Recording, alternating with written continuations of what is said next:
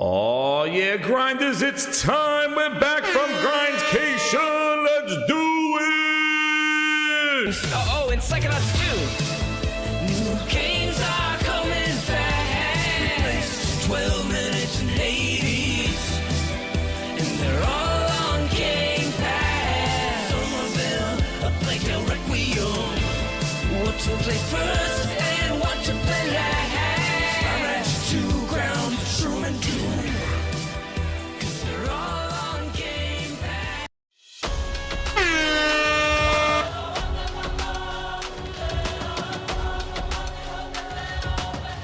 Oh yeah.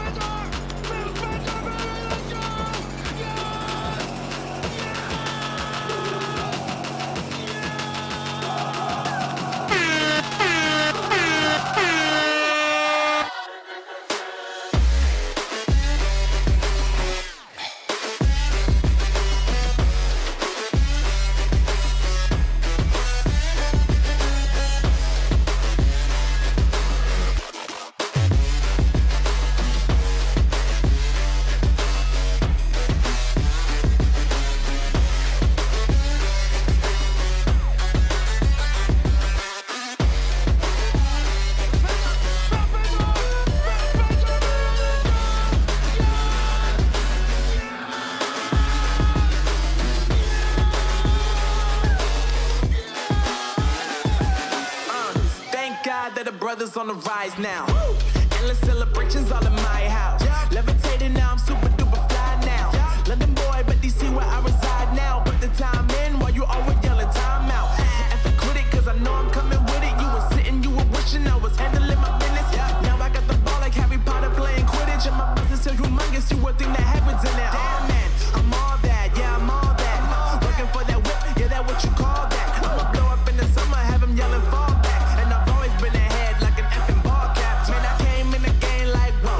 Got a couple chains on me cause I like gold. They told me I'm the best and I told them I know. Cause when I'm in your town, every ticket I sold. Yeah, they saying I'm the man. Facts, bro. Lot of haters, tell me where they at though. I'm the new pop, all I do is rap though. Want me on your song, throw a couple stacks, yo. Woo! Everybody wanna do the same thing. Yup, that's why we ain't on the same page. Do my own thing, and I maintain. Flow like water, so I'm going mainstream. I'm going mainstream. Flow like water, so I'm going mainstream. Yeah, I'm going mainstream. Flow like water, so I'm going mainstream. I'm going mainstream. Mainstream. Flow like water, so I'm going mainstream. Yeah.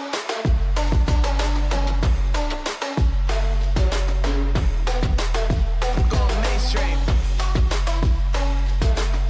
Damn. Flow like water, so I'm going mainstream. Woo.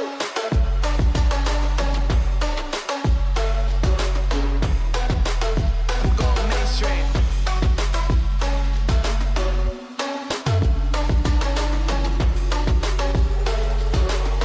Flow like water, so I'm going mainstream. Gaming Grindhouse music.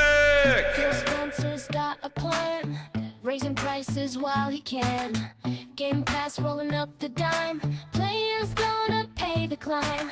$80 billion hit, time to make the gamers split. Console lovers feeling sore, wallets crying out for more. Phil needs his money now, Game Pass gonna make us bow. Phil needs his money now, gonna milk that cash cow. Subscriptions getting high, players asking the big why. Sustaining dreams ain't cheap, in Phil's world no one's asleep. Microsoft's playbook new, old deals bid adieu. Monopoly wars they fight, keep that ecosystem tight. Phil needs his money now, Game Pass gonna make us bow. Phil needs his money now, gonna milk that cash cow.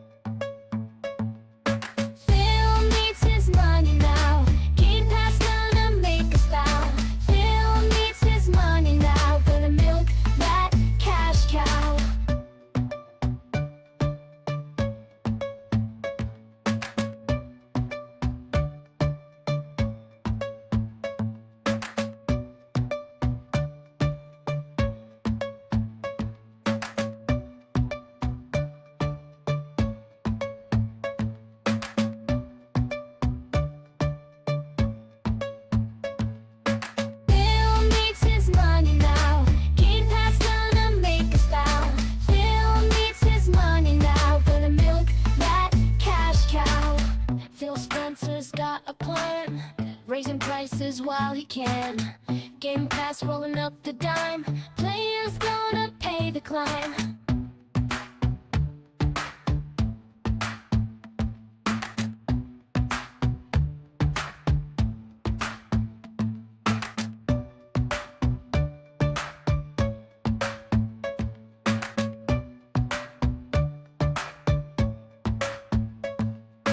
Phil needs his money now.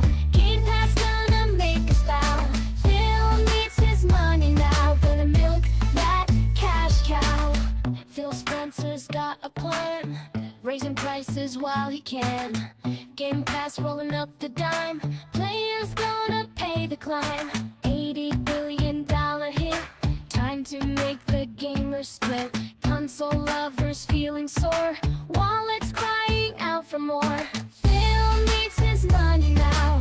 Game Pass gonna make us bow. Phil needs his money now. Oh, yeah. Cash cow. He needs his money now. What's up, grinders? How you doing? Back from Grindscation. My goodness, it feels like forever, man. Last week felt like forever.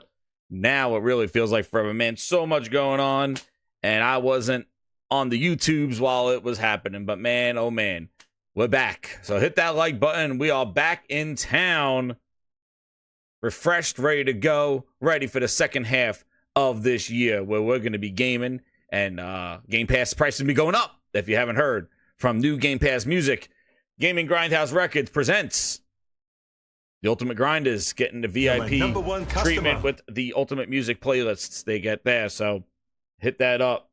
And then I have to add right now to the topics. I didn't even add to the topics the Halo news. Halo news. Let me add that to the topics. Yes, because I wanted to add that to the Gaming Grindhouse topics. Where the hell's my topics list? There it be. Let's do that. Let's do that little Halo 343 back seat. Let's call it the 343. 343 takes a back seat. We'll call that. Damn. What a mess over there. Take a back seat. We'll forget to add that to the Gaming Grindhouse wall. So what's up, everybody? How you doing? GP Loco kicking us off with the $5. Woo! He says, there's an interesting news article from WC Tech about Halo and Tree for Tree. We'll call it Tree for Tree. I think you need to check it out. Thank you, JP Loco. Yes, I just added it to the Gaming Grindhouse wall. So yes, hit all the buttons. That's right, Josh. Tell them, hit all the buttons. We back in town. Holy Jesus. Kazuhiro! I know, he missed the last show. He's like, what the hell you doing a Friday afternoon? God damn, Cosmic Hero, shout out. First super chat on a live stream in a while. Yo, what's up, Cosmic? Thank you.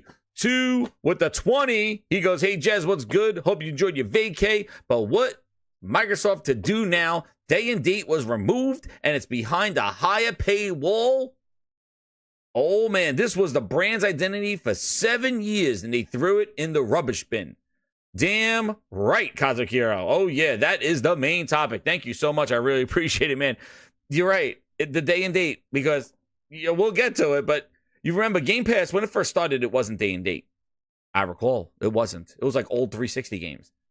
So basically, they just took their major leverage out of there. So, oh, yeah. There's so many flips and turns and caveats to this whole thing. It is crazy. That's why we'll get through most of the topics, but that is going to be the craziest thing because this, and I think, have you been listening here? I will go back to the tapes, the Grindhouse records, the Grindhouse tapes we'll go back to. Said it. I said they had to change and redo Game Pass. You're my #1 customer. Last year when Sony introduced their tiers, I was like, Game Pass needs to change, but not like this. I thought that anyway. We'll talk about it, but yeah, craziness. Thank you, Game Night. Appreciate it, man. But yeah, day one leverage. You're gonna pay behind the paywall now. What about those paywall, dude? The flips and turns and pivots and changes are friggin' ridiculous, dude. It's incredible. It is credible. Yeah, it is. Right. What is Game Pass? What is it? It's a subscription where you get some game. Wait, oh, man. We're going to go off. But first, let's warm up to it. I got to warm up my voice. I got my drink here. Toasting to the drinks. VIP grinders. Hit those like buttons. Share it out. Use those emojis. We're on our way to getting more emojis. I don't even know. I didn't even check what the hell how many emojis I friggin' need. But we got to get those VIPs up there to get those emojis coming. We can get another emoji. We have the freaking Game Pass with a arrow going up. So, yeah, right? Oh no, Psychonauts 2, yo, Game Pass. It's all on Game Pass, but you're going to be paying for it. Oh no! We suck again! That's right, we suck again. Oh shit, there it is. So, so this is not my first live stream sentiment back. If you missed it, late last night, I was playing Concord. Remember Concord? IGN, where are you? Concord. Remember Concord? Concord. Now Concord. God damn, Concord. Dumbass IGN. That crap ass shit. Yo, Ron M with the 10 VIPs in the house. Holy crap, there they are. Ding, ding, ding. He gave them to the world. The grinders are waiting. Look at all of them. Holy crap. Concord. That's right, Claymores. We got our conquer. Concord came back. He came back. Yo, get the VIPs in there. Partying with Herman Holtz. Where is he? Where are those VIPs? Get him in there. Herman Holtz doing quality splits. He's getting ready. I showed you. Right? You see the first part. You see you see them warming up, right? Herman Holtz, he's getting ready. He's doing the splits. You saw that? Did I show everybody that one? Yo, Michael Meridian! The VIP's in the house! Here it comes! Oh, body slamming! Seattle Chief got one. Ayo Akuma! Fred Vance in the house! And Jeans! Kevin Mack! Daddy Mack! Get in there! Here it comes! And Method's in the house! Oh my God! Oh my God! Yo, we back! Concord! Yes, we got Concord. So let's get into that Concord impressions. Yo, it has been wild in the streets with Concord. Ridiculousness. It's like love it or hate it going on there. Here's the Concord. I don't like this new thing here. There we go. So, these are my brief impressions. If you want to go listen to the stream, I had a blast. We gamed at the Gaming Grindhouse, man. I opened up the Gaming Grindhouse. We got to play. Yo, shout out to everybody that was in the chat. Shout out to everybody that joined up. Yo, we had a blast, man. We played for like 3 hours. Awesome. I'm going to do more of that. I want to do more of that. I want to game with the Gaming Grindhouse. That's what the gaming in front of Grindhouse is. It's not just the Grindhouse. It's Gaming Grindhouse. We're going to game. Not going to sit here and just Grindhouse. Gaming Grindhouse. So I want to do more of that.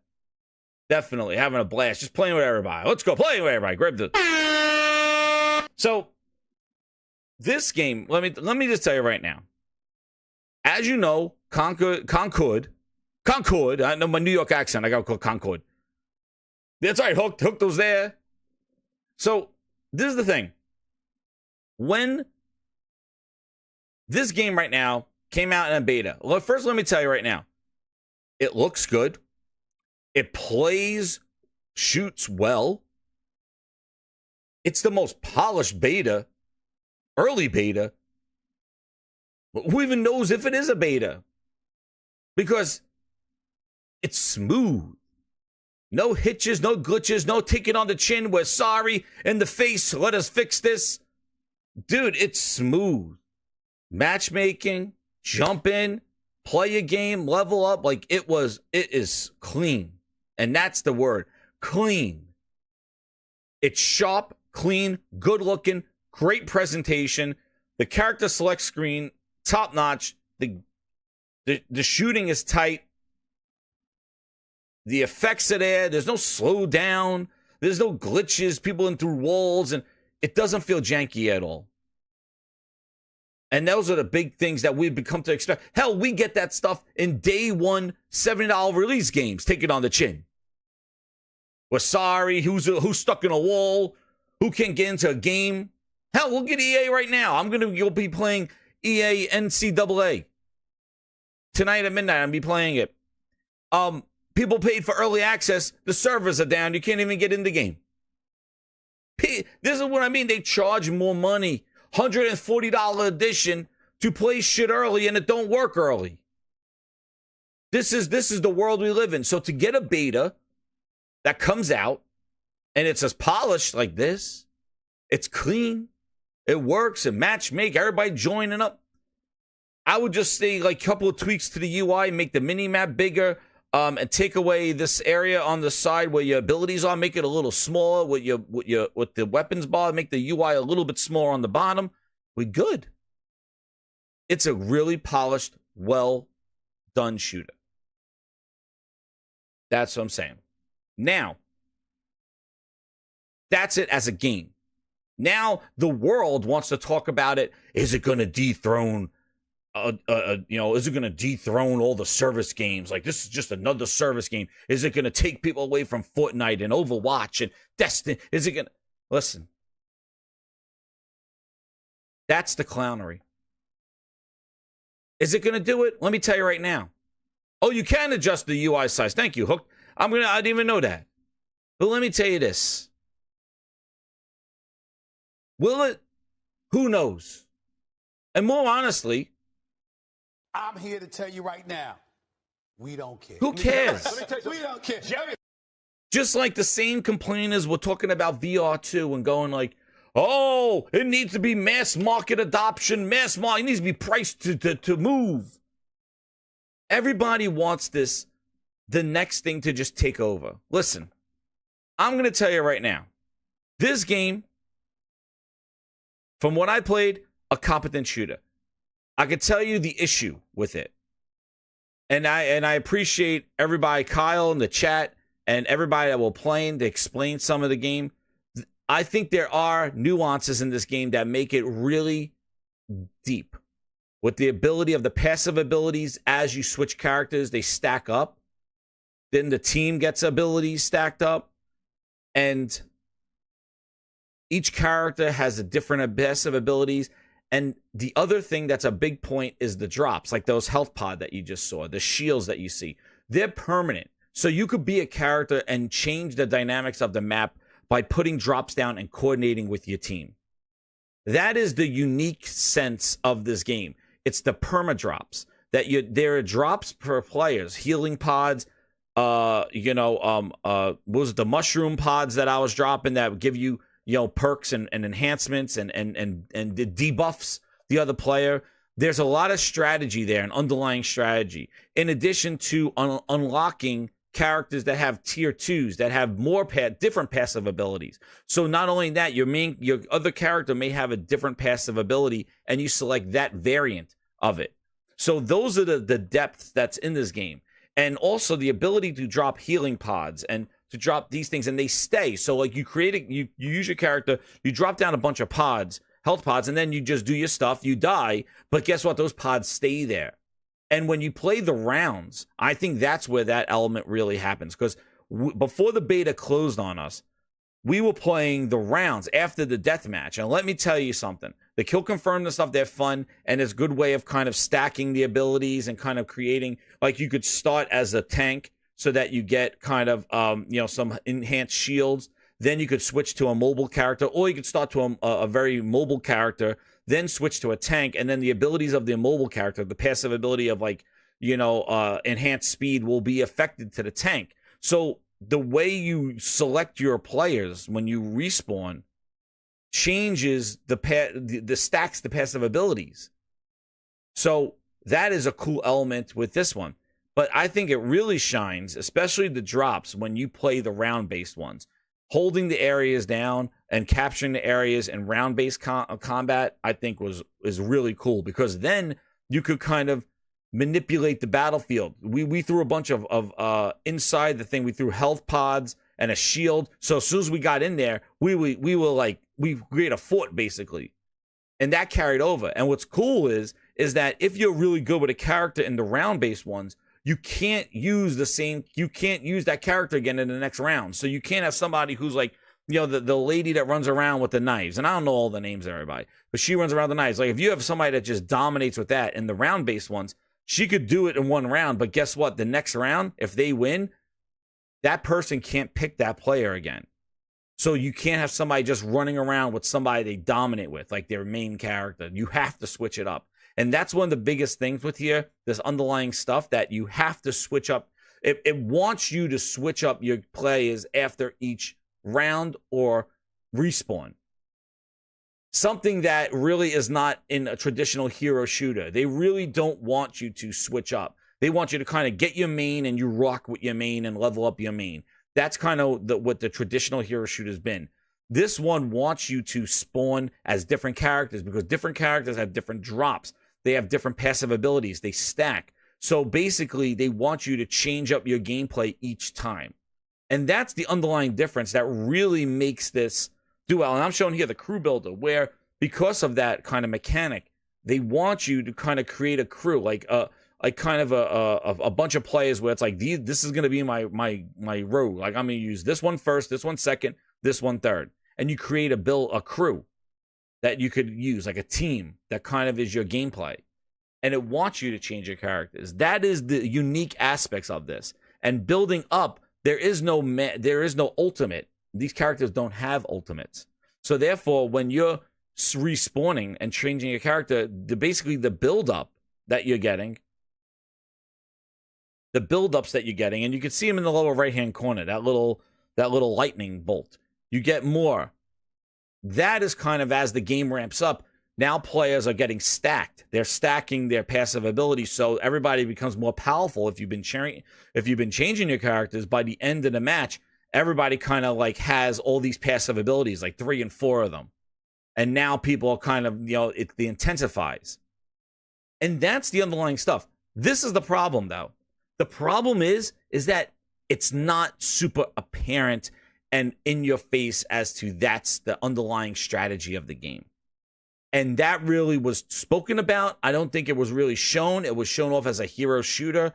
I don't think they really did a great job kind of like rolling this game out in the state of plays. I think it needed more of like its own state of play to kind of break down that stuff rather than just showing a title screen and then we don't see it and then showing the cinematics and then just showing the gameplay like this. Because you don't see it. By me playing the game like this, you don't see the passive abilities, the strategy of dropping things. You don't see that stuff. And see, Wana says, like, yeah, they don't have ultimate abilities because that's not what the game is. They don't do ultimate abilities. Instead, they want the passive abilities to build upon your character and the team. But that's the problem. You look at it as a hero shooter, where's my ultimate? It's Overwatch. And I think it plays more like Overwatch than any kind of other game. I think it's more akin to Overwatch on the thing. But the thing is that that's the unique thing. I just broke it down for you. That's what it is. Now, am I going to tell you about go pre-order it, go get it? No. I played the game. I'll play it again, stream it again. You could play. If you don't want to play, watch it, and you'll make the determination. It's all out there. But as to know what the audience is going to be, is this going to have legs? We don't know. I don't even think they know. I can tell you right now, it's off to a slow start. That's what I think. The fact that they opened this up to all the PlayStation Plus beta and things like that after they were giving away 4 tokens for pre-ordering. Looking at the player count with the pre-order numbers and looking at Steam, how many people are playing. Not a lot of people are playing during the pre-order weekend. So not a lot of people have pre-ordered it. There's a lot of uncertainty with it. Is it going to have legs? What's the content? What are they going to do? Are they going to roll out different characters each week? What are the cinematics going to be? Is the story going to take you along? Nobody knows. And these are the challenging things when you have a multiplayer game. And I'm going to throw something out there. They have the open beta next weekend. I think if the numbers this week of the Gamepass of the pre-orders, you're my number one customer, go up, and after next week's open beta, if they don't see a lot of pre-orders, I'm thinking this is something that's thrown out there. They might even put this game in PlayStation Plus. They might do a Destruction All Stars to it. They may put it in PlayStation Plus Premium.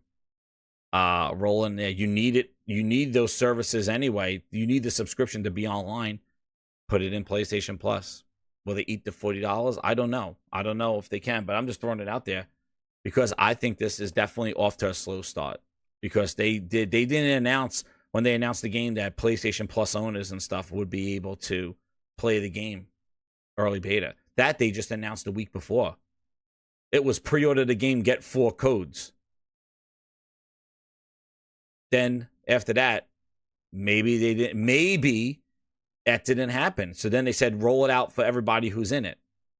I don't know who's in PlayStation Plus. Maybe if they don't see a bigger uptick in pre-orders, maybe they put it in PlayStation Plus day one. As for me for buying it, I want to play more of it. I want to play more. So I was looking forward to play more today, and then it went down. It was over. So I want to play more of it because I want to play more of the round-based ones because I think that's where I have a lot more fun with that. And I only played near the end of the beta with that. So I'll definitely going to be playing more of the beta. Probably going to pre-order it. But I want to play more. So that's my takeaways. I want to play more of it. And yeah, if you guys want to play it still. So you can see right here, this is the main menu screen. So the rivalry, which I was doing. Takeover I didn't get to yet. But this was the trophy hunt and takedown, but these two game modes. Like they had the Overwatch one where you grab the package and have to take it to A or B. And I'll show you that one near the end. The Overwatch one where you had to take it's not even an escort. It's basically get the item and bring it over to A and B. And then there is the other one where is hold the zone there. This one was holding the zone there. But yeah, Monolana says you're really loving it. Probably going to pre-order it. Yeah, again, it's $40, so it's not $70. But am I saying it's a must play? I don't know. Are you missing out by not playing it? It's an interesting game. But again, those elements are deep. And I don't know how that works when now you're playing by yourself without a bunch of people coordinating. Hey, because the thing is, it's hard to do it by yourself. Pause. You can't be like the health person, and then I'm going to do the sniper person. It's going to take a bunch of respawns and you dying to kind of do what you want. But if you could say, hey, you spawn as, like we did it at the end, you could hear we're strategizing going, hey, I was that big Smurf guy doing charging around, right?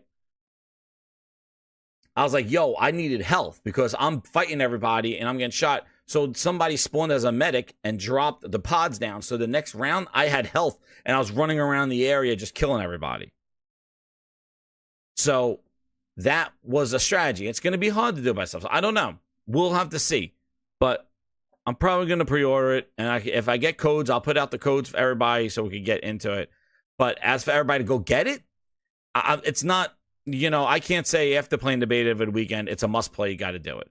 But hey, if you're into a good shooter, because I haven't played a lot of first-person shooters recently, it just really... You're my number one customer. Call of Duty, that's about it. It comes out, and that's about it. And that beta is coming out as well. But it's really polished and looks really good. And it's a really good shooter. But is it enough to kind of... that nuance? And this is always the question with service games. What is the roadmap? What is the content rollout? What is the depth to it? Is it going to keep you locked? And that's the risk and reward that, hey, it happens. It may die off in a month. Nobody touching it anymore. Call of Duty rolls out. Nobody's talking about it anymore. And they'll go up to season 13. I don't know. But again, it's $40. But Rivalry I liked. I think that's where the game was kind of shining with the round-based stuff. I want to play more of it. There. The game night with the 5, he goes, regardless of how it does, Sony wanted this. Remember, they wanted 12 live service games by fiscal year 2025. Then they slashed that number drastically. Exactly. They wanted this. And, people were saying Sony needs more multiplayer games. Hey, they got a hero shooter right now. What happened? Everybody wanted Sony to have more multiplayer games. They dropped Helldivers 2. Is this going to be Helldivers 2? I don't think so. Honestly, I don't think the PC community is really going to be warmed up and open to this game. It's gonna live and die on the console, the PlayStation console, I think. I think the PC audience is definitely tied more to Overwatch and Valorant. And, even the Marvel shooter comes out too, the Marvel game. So I don't know if PC is going to really warm up to this, going like hero shooter when a lot of them are free to play. Are they going to drop $40 and play a hero shooter when they've been playing Valorant and Overwatch free to play and leveling up? You're not getting that. It may do better on console. But I don't think the PC dudes are going to do it. But JP Loco with the facts right there. I just saw it pop up. JP Loco with the $5. That's the point. You're my #1 customer. Do you don't want to play Concord? Cool. Play Astrobot. Play Helldivers 2, right? He didn't say that, but that's what he means. Play Astrobot. Play Horizon. You have options here. Don't like one, play the other. Not every game is for everyone, and that's the point. And that's what happens when you drop games. You don't like this service game, go play Helldivers 2. You don't like that one, you want story-based, go play Last of Us 2 Remastered. You don't like that, you want to play something with your family, go play Astrobot. Go play Lego Horizon. Don't want to play those, go play, you want an epic RPG, go play Final Fantasy. Go play Stellar Blade and finish that game. Hey, you want more ninjas? We got Rise of the Ronin. That's the point. And that's just from their second-party deals and first-party output. That's not even talking about the third-party games and free-to-play games and partnerships. And you don't want to play on your console, go play on the portal. You don't like any of that stuff? Go play some VR. There you go. Go play VR. They're dropping those games in your service. That's the buffet we're talking about. When you just drop a whole bunch of games and they're of quality and you want to play them, you have choices. That's the real options. Not the Phil Spencer, I'm giving you options. This is the options. Options of quality games. Hey, it's not for everybody. Is everybody going to jump in and go, I'm done playing every game. I live on Concord? No. It's not going to happen. Yes, and Valorant is there. And also, and Alex Gaming, the other game is going to be, the Marvel has a beta too, which is a mobile game, but that I'm interested in too. Don't like any of those games? Then get yourself a Nintendo. But don't buy an Xbox because there's nothing over there. But exactly, game night. That's, Sony wanted this stuff. They're doing this service stuff. All I'm going to say is, listen, the main thing, it's polished. It's not jank. That's the one thing that's guaranteed from this. Whether you like the gameplay, whether you like the character designs, whether you like the intricacies of setting things up, the thing is that this game is polished. I think it does, One-on-One. I think it does. This game is polished. It is free to play the Marvel Rivals. That's what I mean, that there's a lot of options here. But I can say about this, that this game is polished. I think it has an incredible character select screen. The animation's great. Some of the character designs are kind of wonky. And they're going to be adding more characters. And all the cosmetics and battle passes are going to be just cosmetics. They got a lot for that. But the thing is that because there's similarities to Overwatch and people are ingrained in those stuff, there is a natural hate for this. Like, yo, this is the newcomer. This is the rookie. This is a rookie coming in. It's just like sports. Like, you got a rookie player coming in. Yo, look at what's going on in the WNBA. How all the established players are there. They're like, no, man, no, we're good, Overwatch. We don't want this newcomer. Boo, boo, boo. You're not even going to get off the ground, Concord. You're not going to get off, Concord. Boo, newcomer. It's the typical response. When you have people ingrained in Fortnite and the Rocket Leagues and Valorant, they don't want to see a newcomer. They don't want to see somebody coming in to try to take their glory. And that's where it's coming from. And it's Sony too, so PC guys don't like Sony. So anyway, but they'll take their games from Steam Unlocked. I don't know. It is what it is. All I'm going to say, it's quality, it's polished. The game is solid, gameplay-wise. Good shooter. It needs a little bit of a balancing, definitely, with the tanks and stuff.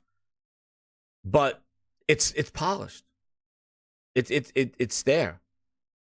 Like the main elements of shooting and movement and map design, the maps really good. So all those things that you get from a shooter, the main elements are all there. So that's what I'm saying. If you want a competent shooter with something new, something fresh, something different that encourages people to not camp and not be the same character and just main a character, that's what this game is. They want you to switch it up, change your styles. You have to. If you stick with one character, you're not going to get the passive ability stacks. So that's what this game encourages. It encourages drops, that perma drops. They're not like you have 2 of them and then they go away when you die. They stay. Yes, Lennox is broken, Sayo. He takes too much of a hit, but my goodness, he was worse than a tank. And he has a small hitbox. Exactly. SSJ, it needs tweaking and balancing. Speaking of betas too, by the way. But yeah, check out the stream. We had a blast, and we're going to do it again. And really explore, more of it. Like I said, it's a good shooter. And again, it's not no $70. It's a $40 game.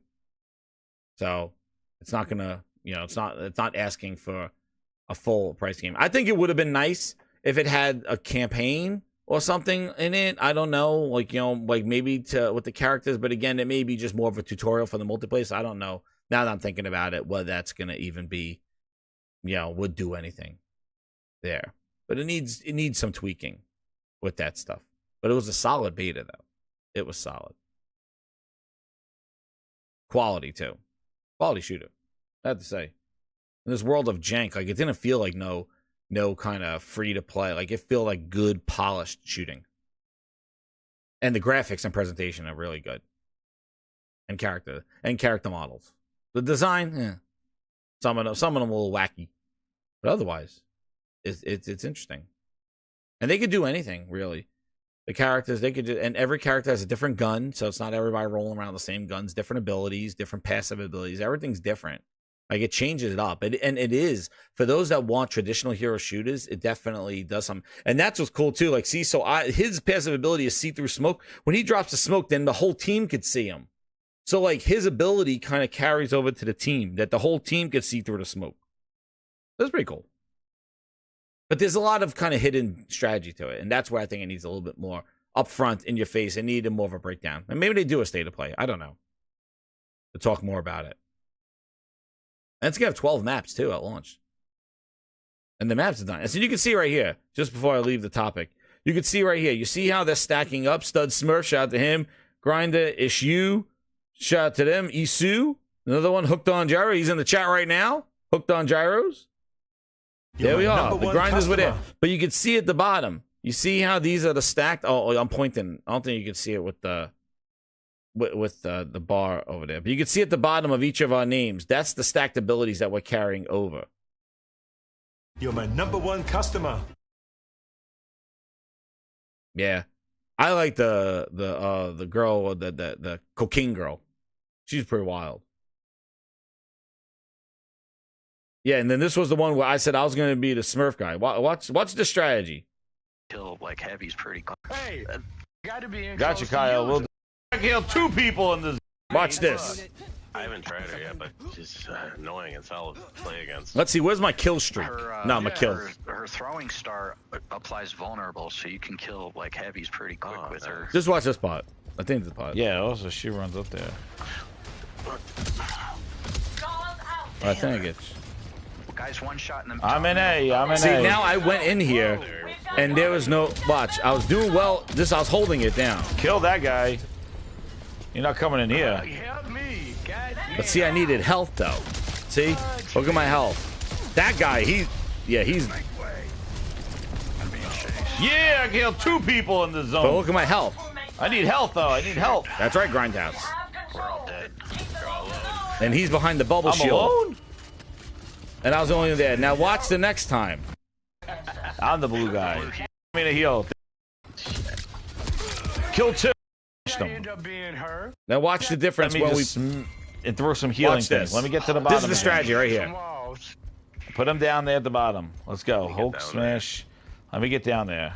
So he's putting the healing. I'm gonna go around this way. Oh, they're going that way too. Damn it! My plan is ruined. Jump over. Crap, I ran into one of me. Got 1. I killed 1. Killed 2. They're 2 dead. They're 3 dead. I got 2. Okay. Get me down there. Hulk smash. I was running around like this. Alright, I got their healing taunts. I killed 3. Some of that. I See? killed 3. Give me the heal. There we go, guys. Thank you. Strategery.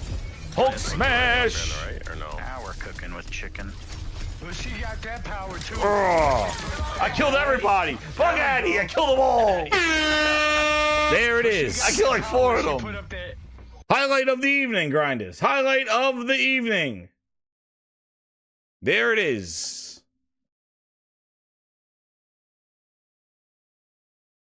There it was. But that's the strategy. How are you doing this good while streaming and dealing with the chat? What a legend. Thank you, Crooked Vulture. Thank you. Skilled. Nah. It was fun. That's what I do. But see, that's the strategy there. That's the thing. But anyway, now we'll leave the topic I spoke about. I filmed that some good. That's right. That's right. Let me get to the chat. Y'all, Waleed is a game cat with the 5 Canadian. He goes, VR2 Metro looks like a AAA. Awesome per blog post. Also, Wandering VR Games looks dope. Ghost of Tabor is also coming soon. MMO Shooter 2024 is great. I agree. You know, that VR Metro game does look pretty damn good. It definitely does. But that's what I mean. That's the options, dude. That's the options, Waleed. There's a lot. They're cooking. And 2024 has been great. You know? And the other thing, too, is that it's been great without, and this is overall, like, without the Gears, the Halos, the Uncharteds, the God of Wars. Like, it you know, it's showing that there is other things. Like, yeah, Final Fantasy's around. Like, that's a big franchise. But, like, otherwise, like, you know, Stellar Blade and Helldivers 2. You know, big games there. So, like, you know, I you know, next year's going to be the crazy blockbuster year. Thanks, Mr. Tennis. Thank you. JP, like, next year's going to be the crazy year. Next year's going to be wild. JP Loco, the 5, he goes, correction. Xbots want PS to make, yes, Xbots want PlayStation to make multiplayer games because they hated, well, getting banger after banger single player games. JP Loco, you're telling the truth right there. That's the thing. They said, well, because they had the Halos and the Gears, they're like, well, Sony don't have multiplayer games. And then Sony says, hold my beer, and drops Helldivers 2. And now it's like, oh shit, not only do they have the single player games locked down, but now, holy crap, they're dropping some quality multiplayer games. And Helldivers 2 is going to be the talk of the year with multiplayer. Like, that's the thing. Like, Helldivers 2 is going to be that. They already hit gold with that game. Yes, the player count's dropping. I think they definitely need to start putting the vehicles in there. We need a couple more vehicles. It seems like the content was rolling out incredible, but they slowed down. And this is the problem with service games, dude. This is the problem with these things. You know, they were dropping the mech. People were rocking. Like, they need like a new thing now in Helldivers 2. They need kind of a fall, end of summer, a summer hitting it. I don't know, but they need, like, you know, maybe the vehicles, that Warthog thing, and add some new enemies. Like, they could. That's how these things go, and it slows it down. So let's see. But that's the uncertainty that you have with these games. They hit, everybody jumps, and then, you know, kind of it dies down, and then it gets its little thing. So, you know, that's what they are. Cosmic Hero with the 20. Thank you again, man. He goes, service games isn't the shit it once was. It is an and man, I didn't even read your super chat when I was saying that, and exactly what Cosmic's saying. Service gaming isn't the shit it was. It's an oversaturated market that has no innovation. Game looks great, but time will tell. Astro comes out in 2 months. Just continue to laugh and clown PC. But no, you're right. Like, that's the thing. These service games are kind of like these, you know, these farts in the wind. Like, they come out there, it stinks up. Well, not stinks, but like, it's the hotness, and then all of a sudden everybody's like, you know, and that's kind of what happens to the stuff, you know, and that's what happens. It's hot, and then it dries off, and then it comes back, and then season 2 comes, and they shoot up. You know? Wanna with the 5. Who all thinks the game couldn't have a point streak? Ultimate abilities for streaks are brain dead. This wouldn't ruin the character swap style gameplay. And wanna, like, I hear what you're saying. That was, like, my first criticism of the game, was like, it had nothing to build up to. But it would be nice if they had a point streak and stuff like that, but just not there. Maybe they do add it. I don't know. But it's more of a... I feel that what they were trying to do with Concord is trying to make more of a map strategy. And this is where I was sensing this. They were trying to make more of, instead of the map layout determining how the game goes, by you doing drops and doing that kind of stuff, that kind of impacts the map and changes the variation. And if they just have people just kind of not dying and just trying to build up this ultimate ability, that would kind of stop people from swapping, because they would want to do that unless it carries over to the characters. Maybe there's like a team ultimate. That would be cool. There is combo stuff in the Marvel game. Like you could combo and team up with ultimates on that game.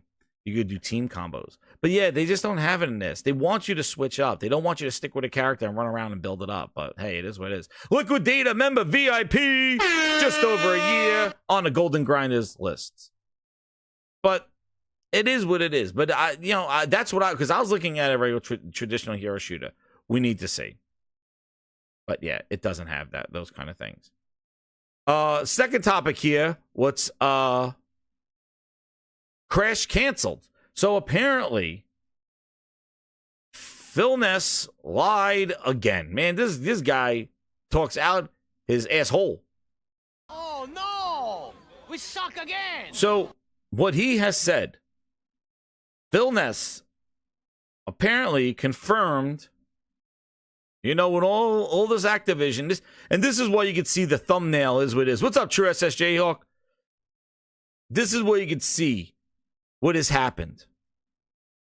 It was all rainbows and sunshine and rainbows when Activision was getting purchased. That's why the thumbnail is Bobby Kotick running with the bag, dragging the miserable Microsoft executives with them. It was all, we're going to revive Crash. Oh, remember, they were going to bring back Prototype. Prototype was coming out. Philness. Remember those clowns? Philness. Remember? Oh, they're going to bring back Prototype. Yeah, they're going to bring back Prototype. Yeah, they're going to bring it all back. Well, Xbox confirmed in 2022 that a new Spyro and Crash games will be coming after the acquisition. Well, according to Toys for Bob, who has succeeded Xbox grasp and became independent, they basically said Crash Bandicoot 5 has been canceled, along with Project Dragon. Toys for Bob announced the cancellation of Crash Bandicoot 5.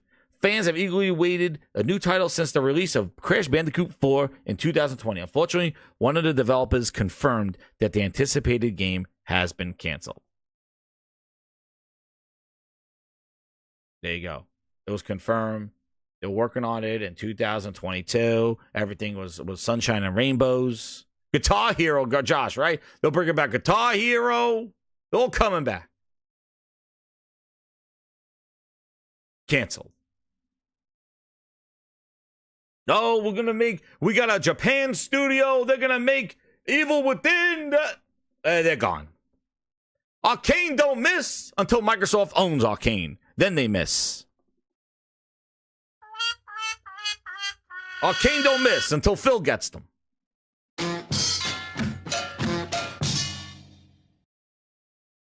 No, but that's funny, JP Logo. Crash Team Rumble came out in June when everybody was hyping up Crash being part of Xbox, and nobody gave a shit about the game. That's what shows how fake that hype for the Activision deal was. Just, it was more of Microsoft making moves than the content of what that acquisition was going to be about. And that's why they are in the state that they are, with prices going up, games getting canceled, studios getting shuttered. Fans were more interested in Microsoft doing something, spending money, buying publishers, than the actual content and repercussions of such purchases. That's facts. People were so hyped about Microsoft opening up the checkbook and just buying stuff because making moves instead of making games. That's what they were doing. They were making moves instead of making games. And people were so excited about just Microsoft doing something instead of just sitting there saying we suck and just be like, oh man, fail, record, instead they liked Microsoft spending money, looking big, looking proud, and buying bullshit, all these publishers. And oh no, this is great for gamers, great for gamers. That's all they cared about, was that Microsoft was buying something and the potential that it will be exclusive. And guess what happened? We're seeing what happened.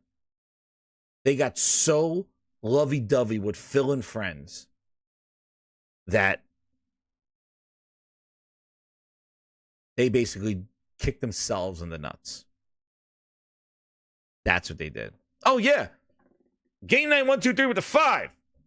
He goes, remember when Greenberg had his profile picture of Crash doing the X sign? Boy, that didn't age well. No, it didn't. No, it didn't. That was the first thing. As soon as they inclined that they wanted to acquire Activision, Greenberg changed his sign to saying he owns Crash Bandicoot. Very nice. Prototype, all the stuff. All they cared about. Number one customer. Sony was dominating. Nintendo was dominating. Everybody was dominating with games. And Microsoft had no games. They had promises. And just because it became just acquisition season, just buy stuff. Number one customer. Buy. But what are the repercussions? Who cares? Microsoft's buying it. Remember unlimited budgets? What happened to unlimited budgets? Gaming. I thought Microsoft had unlimited budgets. Unlimited. Microsoft money. What happened? They got unlimited budgets. Ninja Theory, unlimited budgets. Unlimited. Ninja Theory has unlimited budgets. They canceled Bleeding Edge in less than a year.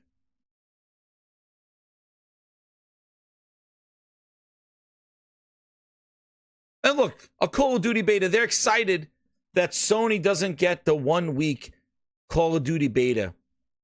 Everybody's excited because they gave a shit about Call of Duty, right? They cared so much about Call of Duty that they're happy. No, you want to know what they said? Know what they're happy about? They're not happy about Call of Duty beta coming the same day as PlayStation. No, know what they're happy about? They're happy that they'll get access to the beta in Game Pass. Oh, and that's what they're happy about. Games are coming fast. 12 minutes and 80s. And they're all on Game Pass. Some of them are like a Requiem. What to play first and what to play last. Smash to ground, true and doom. Cause they're all on Game Pass. Among Us, the Ascent, and more. That's why. They were excited that they don't have to pay. They don't have to buy Call of Duty to get access to the beta. That's how excited they are for Call of Duty. That's how excited they are.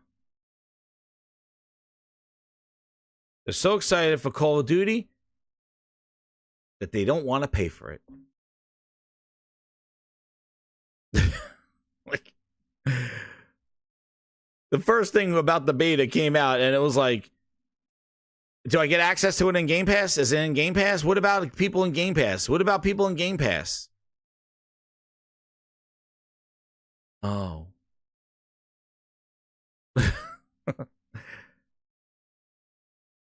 Tom Warren is glad that Microsoft ended the practice of not having day-and-date beta. Good job. $80 billion to have the access come out with everybody else. Congratulations. You're my number one customer. Hey, man, they're paying a premium price. Damn, they should get it a month early access for $20 friggin'. Oh, damn, pause. Pause! They should get a month access with that premium price right there.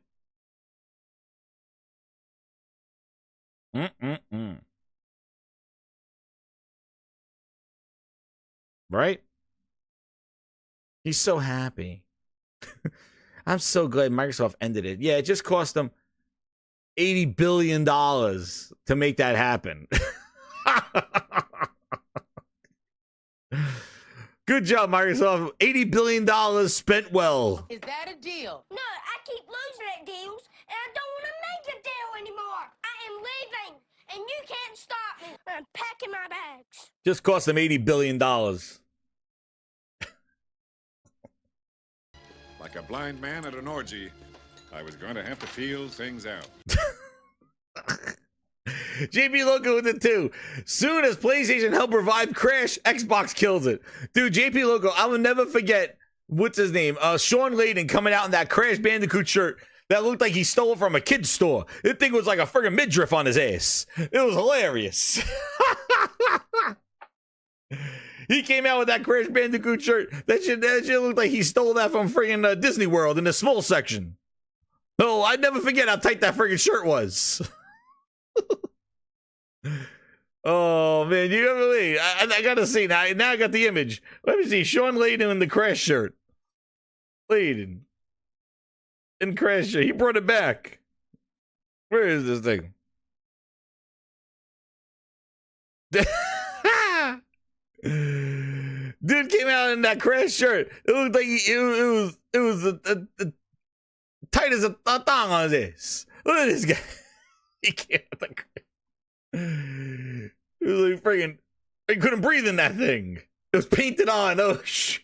It's not even paint. This is raw. And Coop has delivered undercooked. I don't even wait. This one. I know what. This wasn't the one. He can't. I remember a white T-shirt. Hold on. I think he came out in a white T-shirt. Hold on. Where was the one that? No, there was a. I thought it was a white T-shirt that he came on. That was like super ass tight. Wait, you know what? I want to look at Sean Layden revealed Crash. Let me see the video.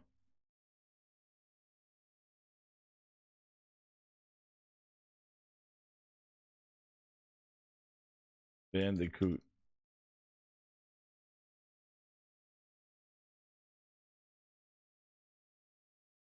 Is this it? Oh no, this wasn't it. Yeah, what?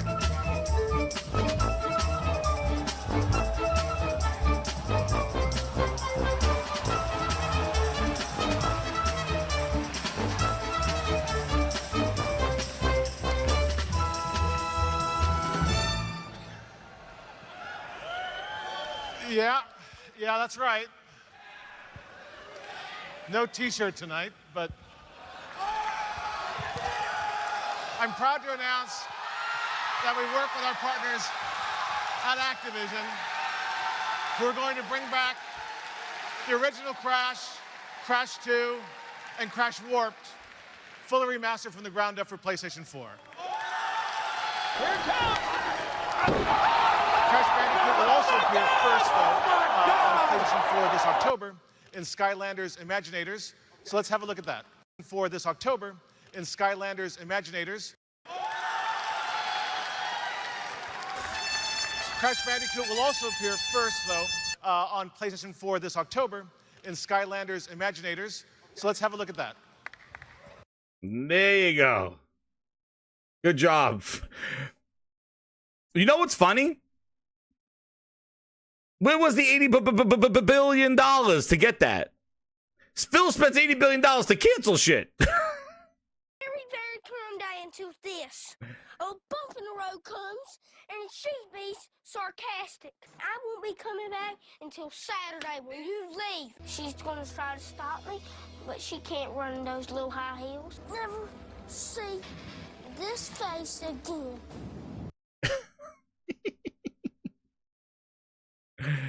Oh man, Phil working with our partners. Working with our partners at Activision to bring back Crash. Phil Spencer, I spent $80 billion. I told Toys for Bob to go independent, and I'm canceling shit and shut down studios. Oh damn! Oh damn! Phil Ness, #1 customer, keeps losing the deals. Prepare ship for ludicrous speed. Microsoft. There's only one word to describe you, and I'm gonna spell it out for you. S-A-W-F-T. Soft. And you want to know how soft they are? WCCF Tech told us how soft they are. Tree for Tree will only supervise development future entries in the series. So according to them, you're my number one customer. Bathrobe Spartan, pause, I don't know how the hell that guy is. Bathrobe Spartan, who has proven reliable in a popular series in the past, recently revealed some new information about the franchise's future and developer. According to the report, based on information received from current and former 343 industry employees, the studio downsized in 2023 and 2024, going from 500 to 280 people.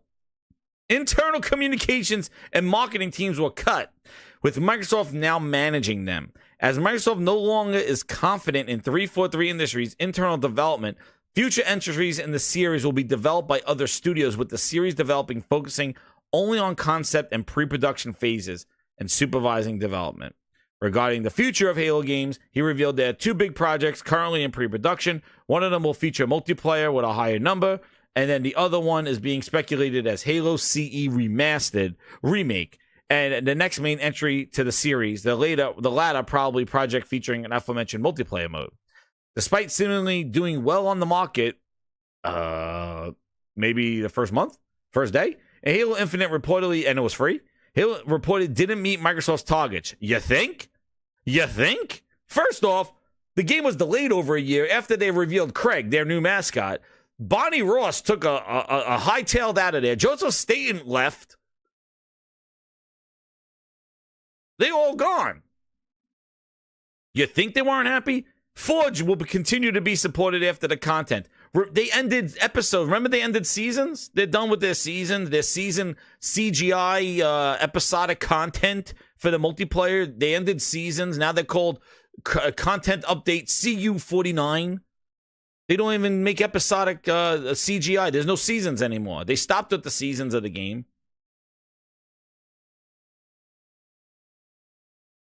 Forge is the only thing. But wait a second, everybody. So that's the rumor. So I just told you all the facts, right? I just told you all the facts. I told you all the facts, right? Bonnie left. Bonnie got let go. Joseph Staten left.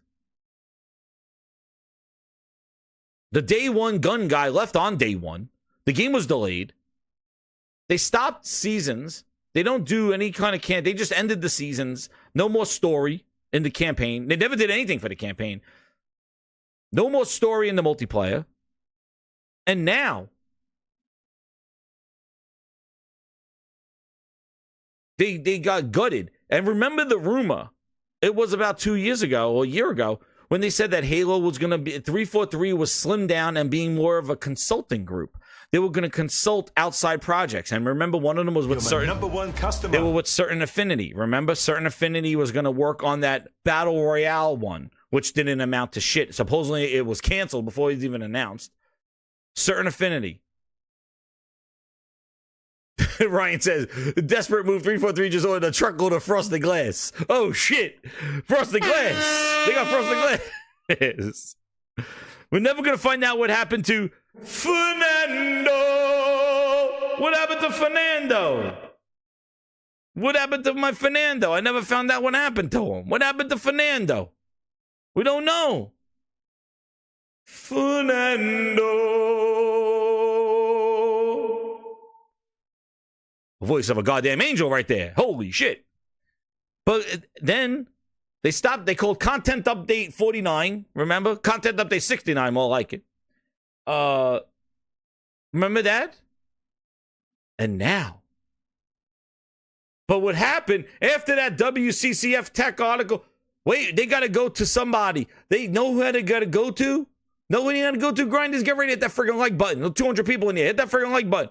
Look who they had to go to get what?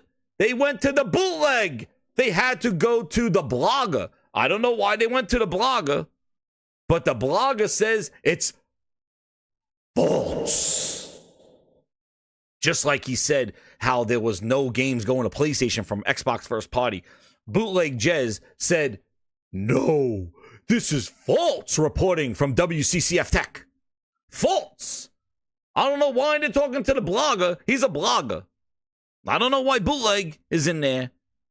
But he's saying false on the article. He's like, no, this article is false. I'm here to tell you right now, we don't care. Let me tell you, we don't care. Jerry. Why are they reaching out to the blogger? Bootleg blogger. His false. Oh, is he credible source now? What hat is he wearing today? He's wearing the bootleg blogger hat, or is he wearing like, oh, I'm media now? Which one is he wearing? Know what hat he's wearing? The fucking clown hat. That's what he's wearing. That shit's on perma-wear. He wears that shit all the time. Before, oh, I'm a blogger. I can't be doing this. I'm stressed. Leave me alone. Now all of a sudden he's fucking media. Get the hell out of here. Just like the games weren't coming to play. Get the fuck out of here. I just told you the facts. Bootleg. You could tell me that this is false. This the pre-production work, outsourcing, this is all false. Well, let me tell you something. I just told you the facts of what the hell they turned into. Guess what? They're no longer tree for tree. They're more like 200. That's what they're like. They're the goddamn Spartans. They are the Spartans. 300. Now they're 100. The hell out of here. They canceled, they gutted that whole studio. They gutted all those games. They destroyed Halo. Halo's a piece of shit right now. They destroyed it. Takes forever to find games. No content. Forge is the shit that's making maps. Campaign was fucking nuded. Joseph Staten left. Bonnie gone. Get the fuck out of here. They're not even doing seasons anymore. They said they're content updates, bitch. Weapon tweaks. Hit that like button. Swagbag says 343 more like 200. That's right. I'm wheezing. That's right, man. That's what they turned into. Fucking 343. Fucking, they're more like 50. It was a free-to-play game. Free-to-play. But Jez says it's false. Come on.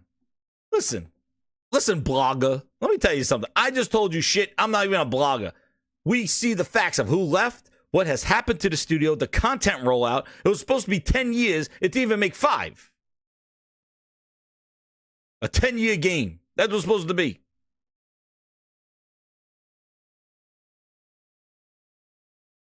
It said 343. It's 040. And this is not new. This is not new news. Like, I don't know why everybody's acting like this is new news. Like, this is not new news with the Halo shit. Believe me, if you want to know about Halo and the fall of Halo, and you're new here, basically, this is I've talked about it. Not even the Xbox podcast. The Phil Ness people. Nobody even talks about Halo. They pretend it doesn't even exist. Meanwhile, they're like, I joined Xbox because of Halo. That's why. But they don't give a shit about Halo. I've been talking about Halo before it released. I said it was going to be in trouble, and shit released. And it was a disaster. And it's still a disaster.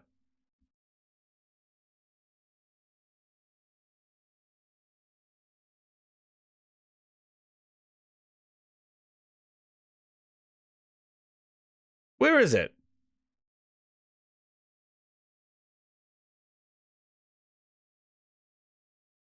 It was, yeah, they 343 to be consulting. I remember this was announced back. Where is it? No, it wasn't even 9 hours ago. It was years ago. It was when Bonnie Ross left. It was when Joseph Staten left. That's when it was. It was last year.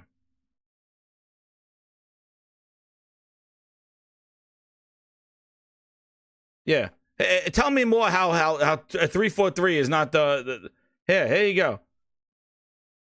Ex-Halo developers slam incompetent leadership after layoffs. Developer 343 Industries looks on shaky ground as Halo veteran Joseph Staten is said to depart. Jason Schreier, remember, there you go. Halo, after leaving 343 less than 3 years Patrick Wren, former senior multiplayer designer, Halo Infinite, now working on Star Wars Survivor. The layoffs of 343 can help Halo Infinite in a better state. The reason for the people I work with every day who are passionate about Halo and wanting to make something great. They help push for. So don't tell me that this studio is not nuded right now. This studio is gutted. They're more of a consulting group. And if you remember, back then, they were like Halo was gonna be. They were gonna work and consult on smaller projects with other people and oversee Halo projects. That was talked about over a year ago. That's what 343 became. They became. We compared it to what the initiative was. They became like in the initiative. That's what they were turning into. Look at this pop-up shit. This is not new news. This is back then. This is like over a year ago.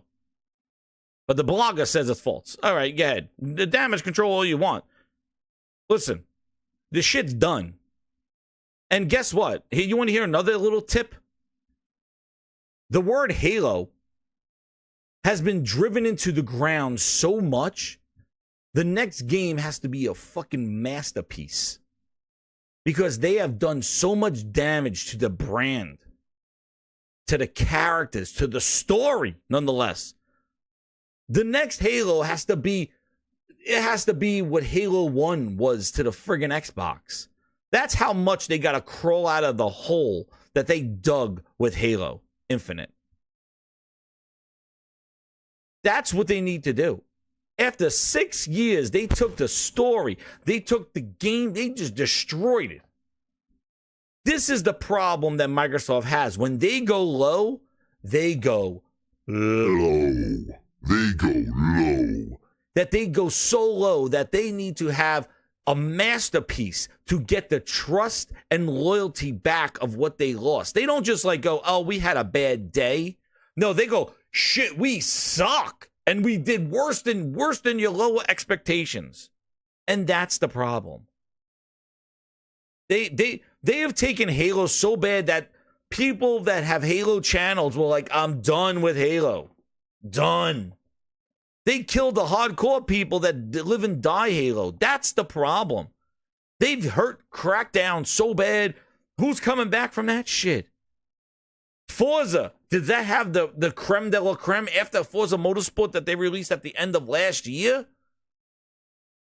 Forza, does it have that credibility anymore? Dude, they're fixing that shit still today. They're adding tracks that should have been there back in October.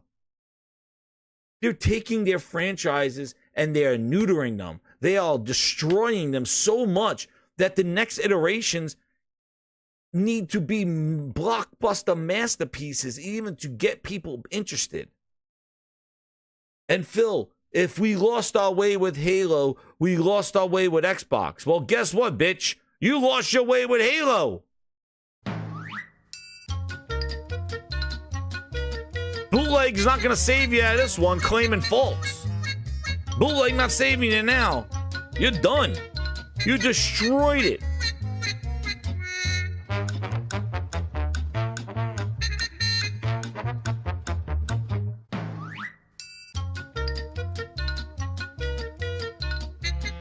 You can debunk it all you friggin' want. It's done.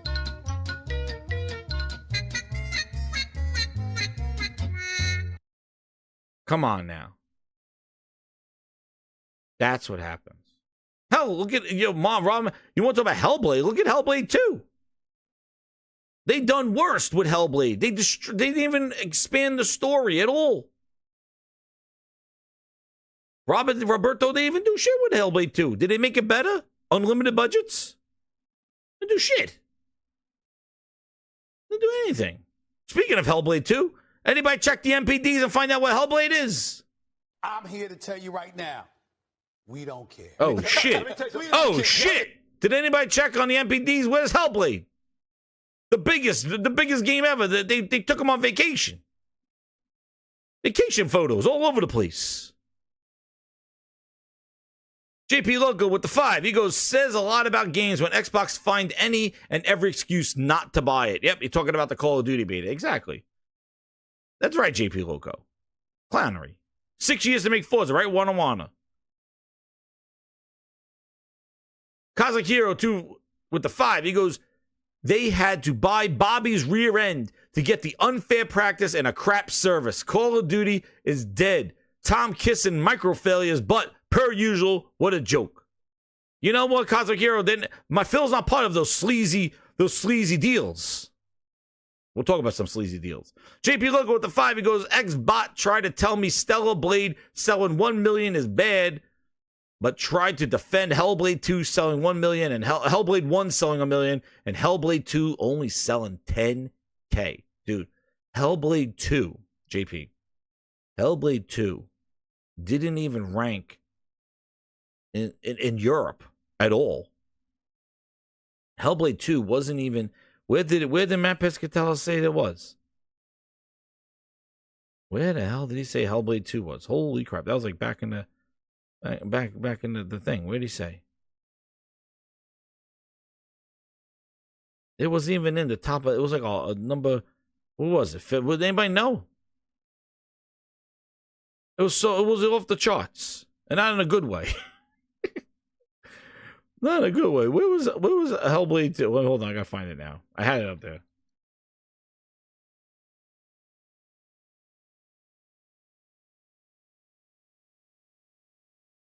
Hellblade 2, Jesus. Yo, Hellblade 2 underperformed sales, ranking 37th. Holy crumbuns. 37th in May 2024, May, and 21st on Xbox Series consoles. On Steam, peak current counts dwindled over weeks. It failed to enter the top 100 of the European sales charts. Ninja Theory's lackluster marketing likely contributed to Hellblade 2's disappointing sales performance. Ninja Theory was doing document diaries, showing their vacation photos, showing their mocap for over a year and a half, 2 years. First announced in 2019, the sequel to, quote, the critically acclaimed Hellblade 1. Critically acclaimed Ninja Theory title had pretty big boots to fill. Even though the marketing surrounding the game wasn't the best, but unlimited budgets. Microsoft they own Ninja Theory. How does the marketing be less with the sequel? Explain this to me. Somebody explain this to me. Prepare ship. I thought buying studios makes them better. I thought Microsoft money is gold. It's not even pink. It's raw. And Coop has delivered undercooked salmon. I thought Microsoft money. How is the marketing less with the sequel? You mean you changed it to the tree? Yeah, used to be shithouse. Matt Booty, what's going on there? You said if Hellblade 2 was as good as the first one, you've done it. It wasn't. And that gives me the Matt Booty Blues. Oh, shit. The Matt Booty Blues probably has gone cold, and you made Xbox lose their way with Halo. Stinky tears and spreading gold, trash finger strikes again.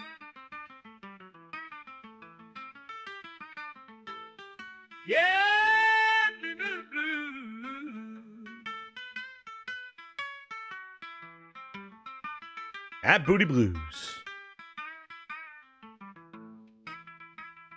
Poppy has gone cold and he made Xbox lose their way with Halo. Stinky tears and spreading boo. Trash finger strikes again. Is that a deal? No, I keep losing at deals, and I don't want to make a deal anymore. I am leaving, and you can't stop me. I'm packing my bags. Damn. Matt Booty Blues. Good job. Insane. Insane. What I said, what they do to franchises. Microsoft money. Lackluster marketing for Hellblade 2. What? All I heard was the Microsoft money. You've woken the beast. Sony has woken the beast. Oh, no. We suck again. Microsoft money can't be. They're gonna outspend. We're gonna spend PlayStation out of business, Booty. That was your trash mouth talking, right, Booty? Where's Booty? Where Booty clapping in the streets? I got you, Booty. Here you go. What happened to Booty? What happened to Booty? We're gonna spend them out of business. We're going to go spend Sony out of business, Booty. Gaming. Here you go, Booty. What we doing? What are we doing, Booty? We're going to spend Sony out of business. Oh, shit. Oh, Booty Blues. From that Booty Blues, coffee has gone cold, and you made Xbox lose their way with Halo. Stinky tears and spreading bull, trash finger strikes again. We're streaking! We're going up through the quad to the gymnasium! Who's streaking? There's more coming! Frank, get in the car. Everybody's doing it! Now! Okay. We ain't found shit! Spend them out of business, Booty. That's what you were doing. That was the shit talking that was coming out of your ass. What happened? You don't even... Where's your money going to your marketing for HellBlade 2? Shit. Fucking trash finger. Damn it. Never lead with the ass. My God, Matt Booty Blues. God damn. Led by a fucking ass.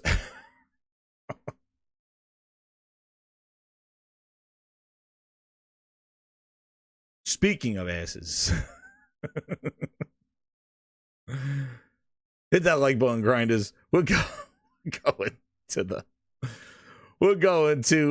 Gamepass game now for our new musical interlude. Oh, and second us too. New games are coming fast. 12 minutes and 80s, and they're all on Game Pass. Somerville, a Plague Tale Requiem. What to play first and what to play last. Spy Ratchet 2, Ground, Shroom and Doom. 'Cause they're all on Game Pass. Among Us, The Ascent, and more.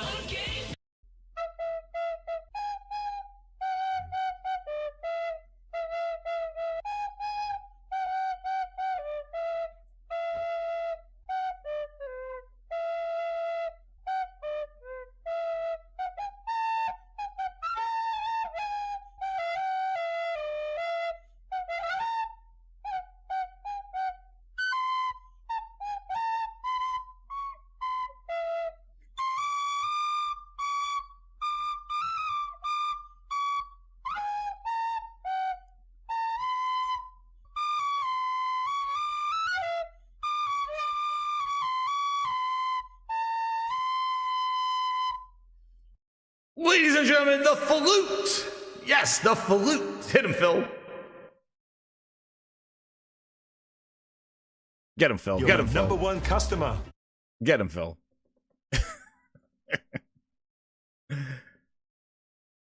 Oh, goodness gracious. So, the last Grindhouse we had. Oh, shit. This is wild. JP, did I, I got his. Waleed is a game cat, specifically a white tiger with a 5. He goes, Xbox leadership want to do everything except deliver quality. Sony got quality, which is priceless. VR2 gets conned all over the place. All over, but never for quality. Exactly. And yeah, that was just going way back into when I first spoke about it. When I was just saying about Concord, I was like, it's quality. Whether you like it or not, whether you like the gameplay, whether it's going to pull you from Overwatch or any other service game, you can't deny that the game is polished, quality, graphics, gunplay, movement, joining games, server, like everything worked. It was quality. You could decide not to like it or not. Like you could have a quality fish and go, I don't like fish. Okay, well, that can't deny that it's the quality. Like, yes, it's prepared nice, but I don't like fish. But that looks good, but I don't eat fish. Like, you can't deny quality, and that's the thing. And we spoke about this. You want to talk about quality. No console needed. That's all I saw in these ads. Actually, they rolled down a new ad. Hold on, the flute's back. Flute, get back. Phil, get out. Get out of here, Phil. The flutes.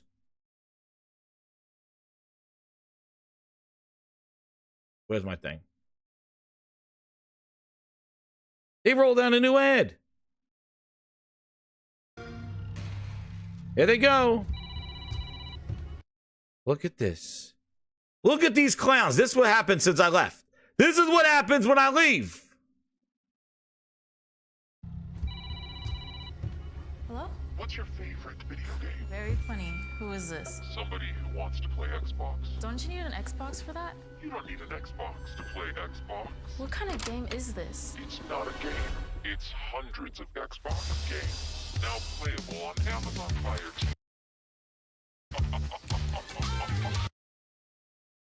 Are you kidding me?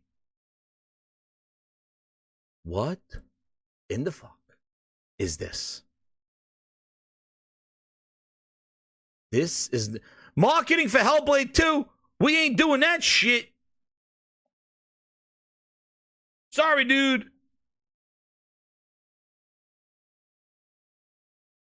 We're not doing marketing for HellBlade 2, but we got some toasty ass, stupid ass ad right here.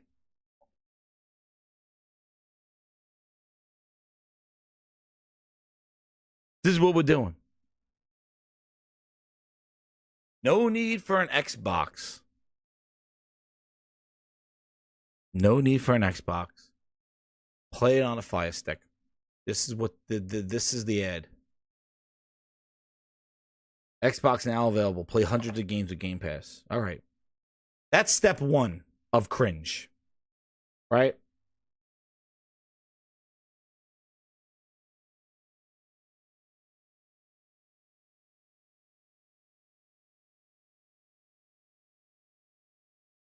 Then, this is the problem. Speaking about quality.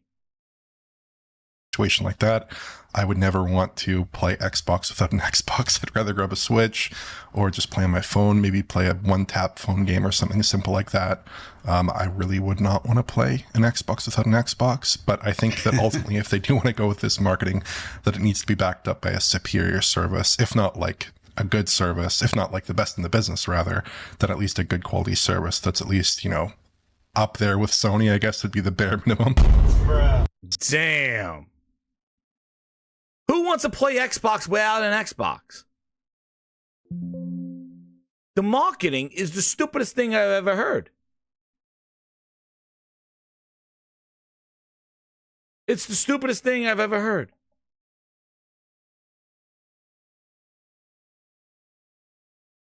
Who the hell?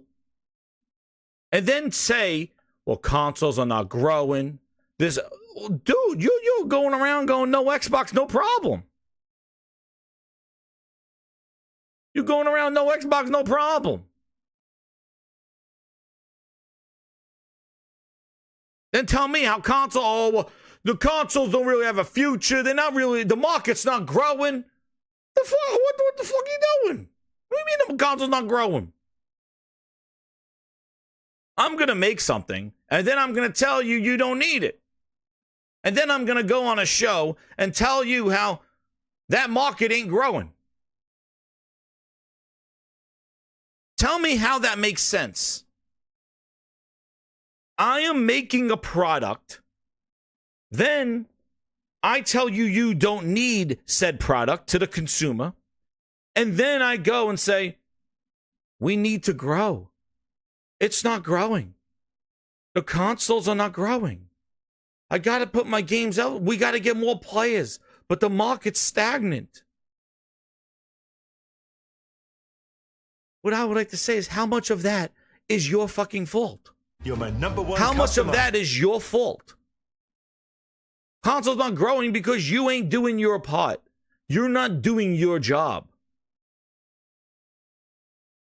You say, what do you say, Phil? Phil, what do we say? About console is it's your highest value gamer. It's your person who plays the most, they buy the most. But the thing that's also important is that customer is actually your most valuable customer across every device. The most important player. No Xbox, no problem. This is part one of the stupidity of this whole thing.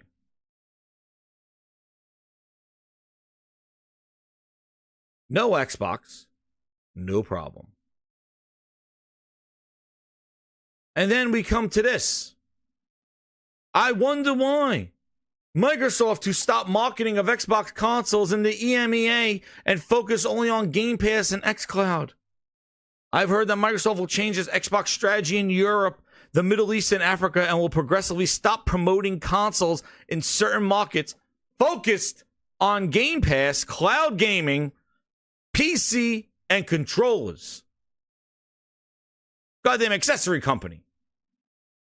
Why? Because your dopey ass is running out there going, no Xbox, no problem. No console required push. Where do you think this goes from here? Like, where do you think this goes?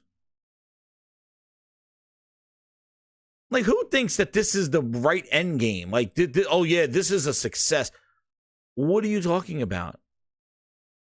Tell me how Sarah Bond comes out now and talks about this new hardware. Who is going to buy it? How do you market something when you're telling people they don't need it? How are you going to sell another hardware? Regardless if it's a console or not, it's some sort of console. You say you're still in the console business.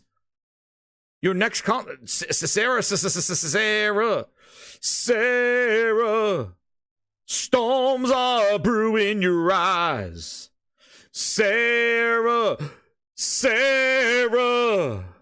no time is a good time for goodbyes.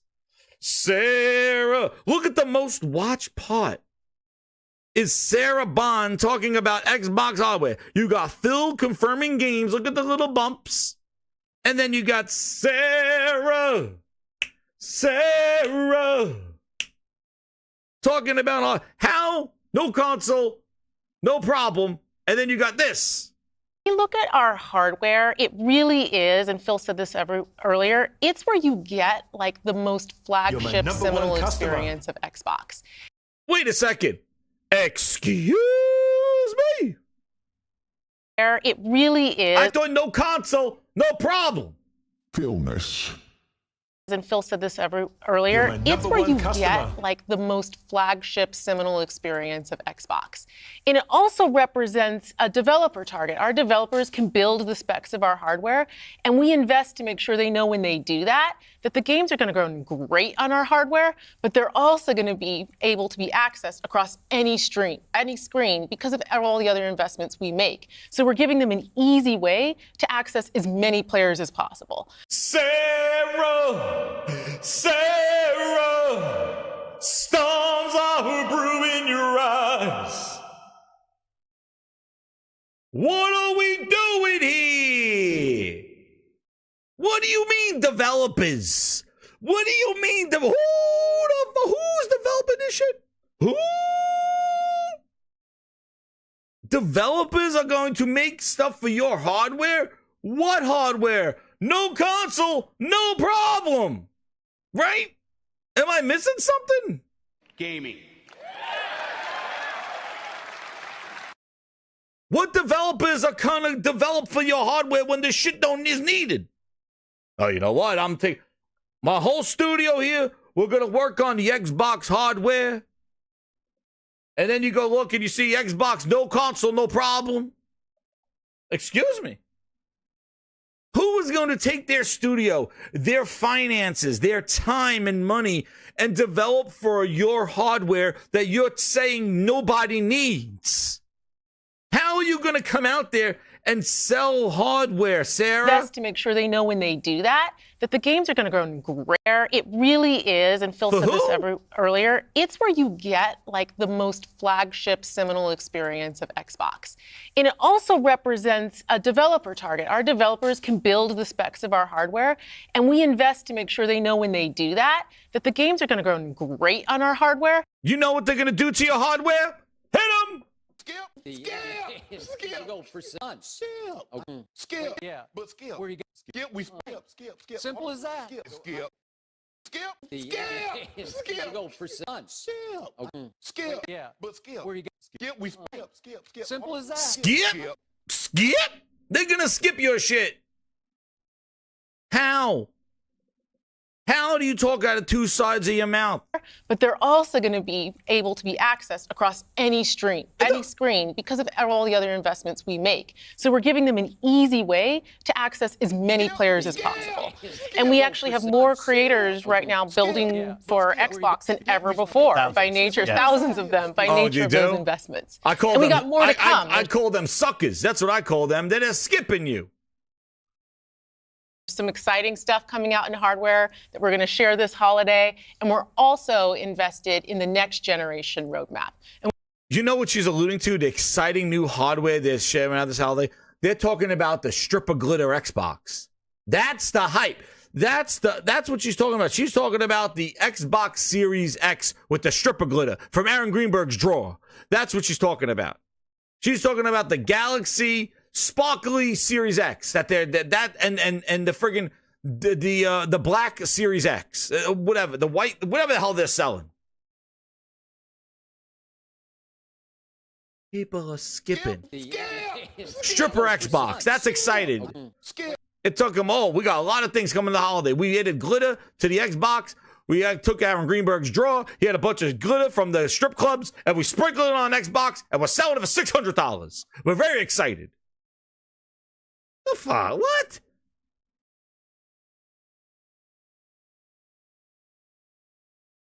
What? Glitter sells games. Stripper box. That's right, SSJ. But you go around. No Xbox, no problem. Fools, number one. Fool number one. But more players. More players. We got to go get more people because they're sitting on there on a goddamn Amazon Fire Stick. We need to get little Timmy, who's watching goddamn Paw Patrol on the Fire Stick, to play some Xbox games. He can't go buy, he can't afford an Xbox, even though the shit was $150 in the holiday fire sale. Little Timmy can't get an Xbox, but he could spend a $60 controller, and then he could play my brand new $20 a month price. You know, barriers. Barriers. You know. Oh, the console's such a barrier to bring in new players. But guess what? A Fire Stick and a $50 controller and a $20 a month subscription. Oh, shit. Those are no barriers right there. For a worse experience. Experience that makes you want to throw your controller at the screen. That's the experience that you get.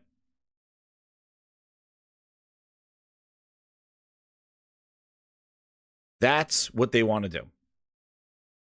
That's their streaming future. Clownery. No Xbox, no problem.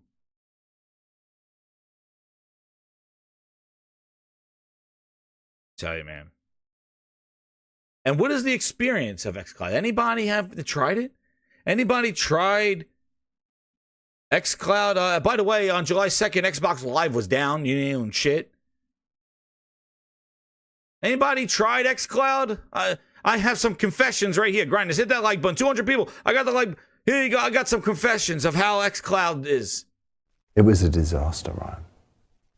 It was a train wreck. It was a disaster, Ryan. It was a train wreck. It was a disaster, Ryan. It was a train wreck.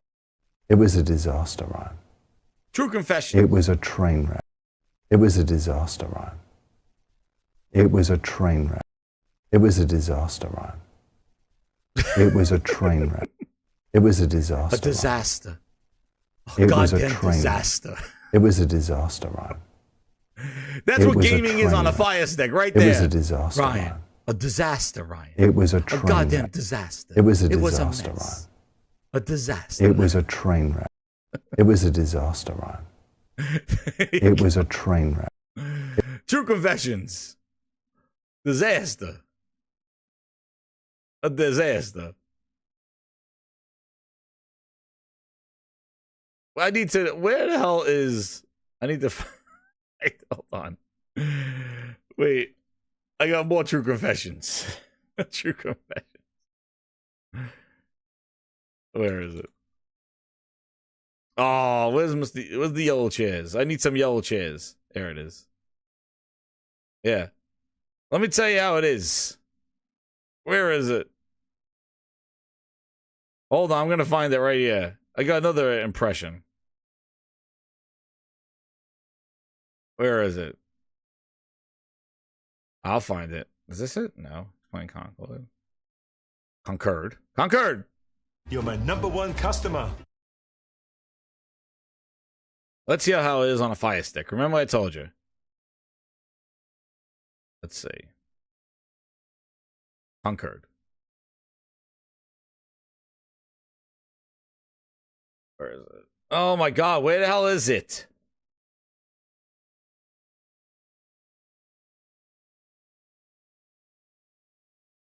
Where is his impressions of... But be it Gamertag Radio, I get it. People... No. Where are your impressions of how the cloud is, Mr. Yolcha? Where is it? Oh my goodness. Well, I don't think I have it. I thought I bookmarked it. Freaking ads, Jesus. Oh, I gotta find. Oh, you know what? I should have just searched for media. Let me get these chats. Yeah, I thought I saw him giving his impressions. That's it? Nope, that's not it. The latency of streaming to a Fire Stick. I told you the problem is, I don't know if anybody's done it yet, but the latency, they're not having the Ethernet connection. You got to go buy an adapter for your Fire Stick. Bluetooth to a friggin' Fire Stick. The pending of joining this stuff, all for the premium price. This is before the price increase. This is the experience of it. He might have taken it down.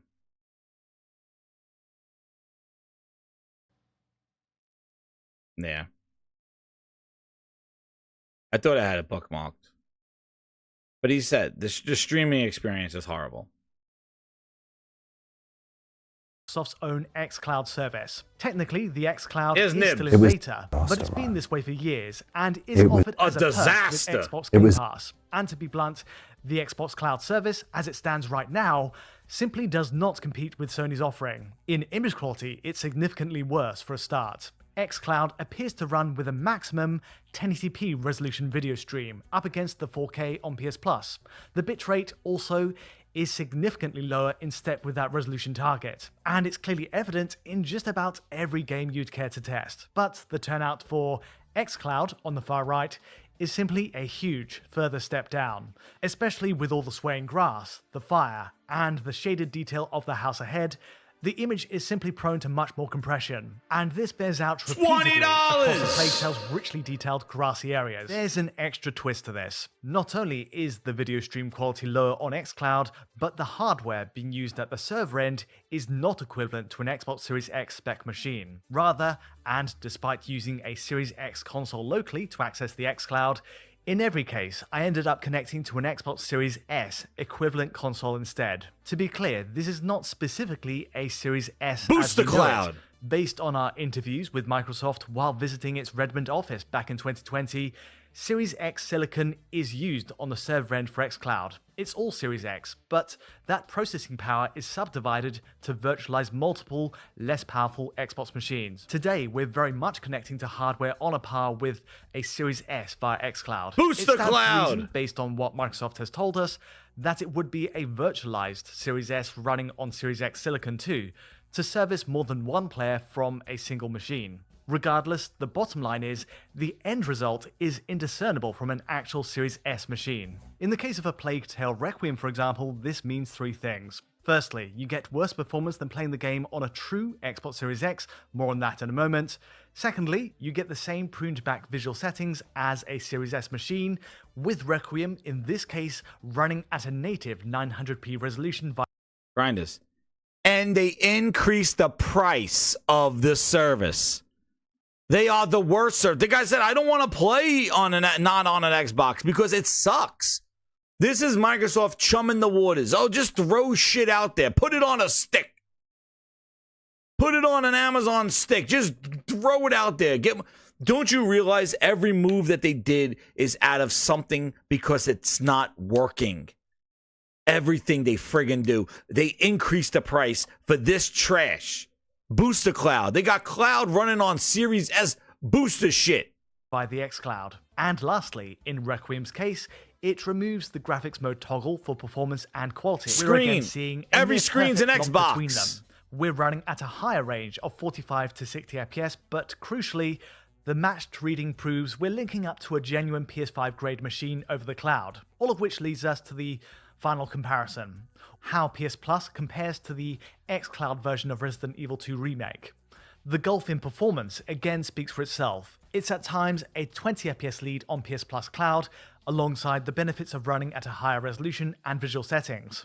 All of this underlines an issue with cloud gaming on Xcloud right now. In our case, we connected to a Series S spec machine each time, and this even applied to first-party efforts like Halo Infinite. Much like on a local Series S install, Halo Infinite is running here at a native 1920x1080 maximum on its 60fps performance mode, where we'd expect 1440p on Series X. And then, jumping over to Gears 5, we're running at resolutions like 900p and under, again putting us in Series S territory. The point being, this isn't a problem on PS Plus cloud streaming, where you're guaranteed equivalent to a PS5 experience. Wow. And they increased the price for that trash. And that's the way they want you to play. No console, no problem. No console, no problem. Where'd you send me that thing? Where did you send me the clip? Who sent me? Somebody said they sent me the clip. Where? And put it on in my where'd you put it in? Discord? I didn't even open up Discord. Hold on. It runs like shit. Like, this is the thing. And that's the experience that they want you to play on an Amazon Fire Stick. Xcloud's still apparently in beta. And they got the balls to increase the price and do this fiasco right now of increasing the price for this service. Shit's not even fully baked or developed. And they increased the price on that thing. I don't know where you put it. Let's see. Did you put it in Discord? I didn't say it. Well, if you can send me the clip, put it in Twitter. Or my DM or something like that. On there. Yeah, no control, no need, right? Outside gaming night, right? Let me get to these awesome super chats here. And then we'll get into the breakdown of prices. I want to get to the, where's the Xbox wire? I want to go to the source. I don't want to go to interpretations of it.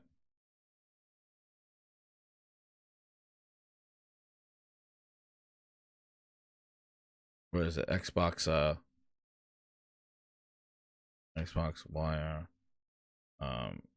Game Pass prices.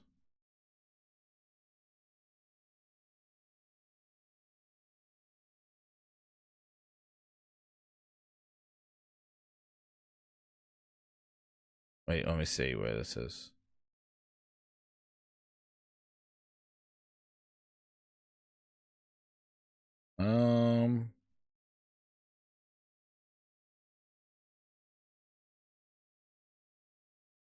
What was this?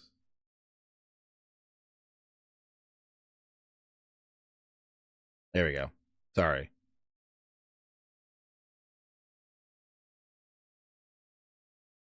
Trying to find where the yeah, I want to get to the actual article, which I should have had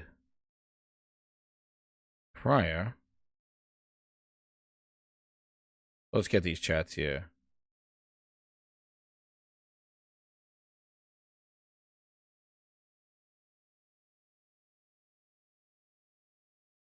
Yeah, full water stays sustainability here. Let's go.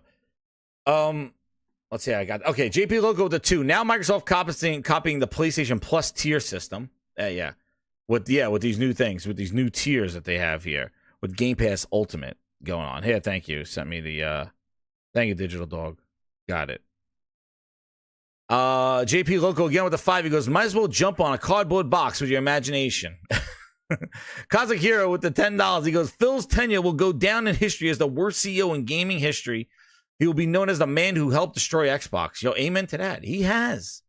And he celebrated. That's the thing that drives me. I'm like insane. I'm like, how is this guy celebrated? Every move he is. He says, oh, I'm making Xbox better. Wait, I got the clip from him. Wait till you see this, Cosmic Hero. Wait till you see this. Cosmic Hero with the 5. He goes, what happened to Xbox going to Tokyo Game Show and announcing Japanese games coming to Xbox? Meanwhile, Sony's going and Xbox isn't. Well, Microsoft shut down the only leverage, only representation they had in Japan, Cosmic Hero. That's it. They shut down their only Japanese studio. They're not welcomed in Japan. Phil's not big in Japan anymore. And then we got Baldante upgrading to the Ultimate Grinders music. Yo, thank you, man. He's getting some of that Ultimate Grinder music, day one music for him, and the whole playlist of all the music used here on the Gaming Grindhouse. Enjoy, Baldante. Thank you for upgrading to a VIP Ultimate Grinder Grinds Pass. Talk about quality subscriptions. There's one right there, ladies and gentlemen. So let's just revisit this little. For the past week, there we go. I've been doing a lot of cloud gaming, and the reason I've been doing a lot of cloud gaming is this. This is the Amazon Fire TV, and to be more specific, I've been doing a lot of Xbox cloud gaming on this Amazon 4K Max Fire TV. So I want to thank Xbox. They sent over a preview build. Of course, they got preview, but let's talk about the experience. And I was on my way. This is the thing I wanted to highlight from this, because one of the things, these Xcloud, I'm emphasizing the barriers of entry, right? The barriers of entry. They said no console, no problem. The console is a barrier to play games. Putting Xbox games on the stick is to open up to more people, the casual market, right? Listen to his setup. They talk about here in this video, and that's what is in the long term. So I just want to talk about my setup. I played this on my LG OLED television, and I'll get into the reason why in just a second. My Wi-Fi in my home, I do not have Wi-Fi 6. So I made sure I played over a 5 gigahertz connection. I'll talk about that in just a second as well. And my internet speed at home. Keep thinking about, I need help, pairing my controller to my Fire TV. Why can't I watch Netflix? I got to sign in. Think about this market and hear the setup. Think about this Amazon Fire TV market that Microsoft's trying to appeal to. Before we even get to the $20 a month, listen. Is 1 gig. So once you get the Fire TV set up on the television, first thing you're going to... Which, by the way, the people that have an issue, they have problems setting that. How do I set up my Fire TV and sync it to my internet? How do I hook it up to my Wi-Fi? Okay, let's go. Want to do, obviously, is you're going to want to pair a controller. So my Xbox controller, I think that's blurred in or not, but have my... All right, Xbox controller, barrier 1. Xbox controller, and you're going to pair that via Bluetooth. You can do that in the Fire TV settings. Take you like 30 seconds to be able to. All right, Bluetooth it to the Fire TV. All right, ladies and gentlemen, Little Timmy, you got this all. All right, little Timmy. All right, we're not done, little Timmy. Do it. It's pretty painless, straightforward. Once you get that connected, you can now jump into the Xbox app itself. And like I said, this was a preview build of the Xbox app that I was using.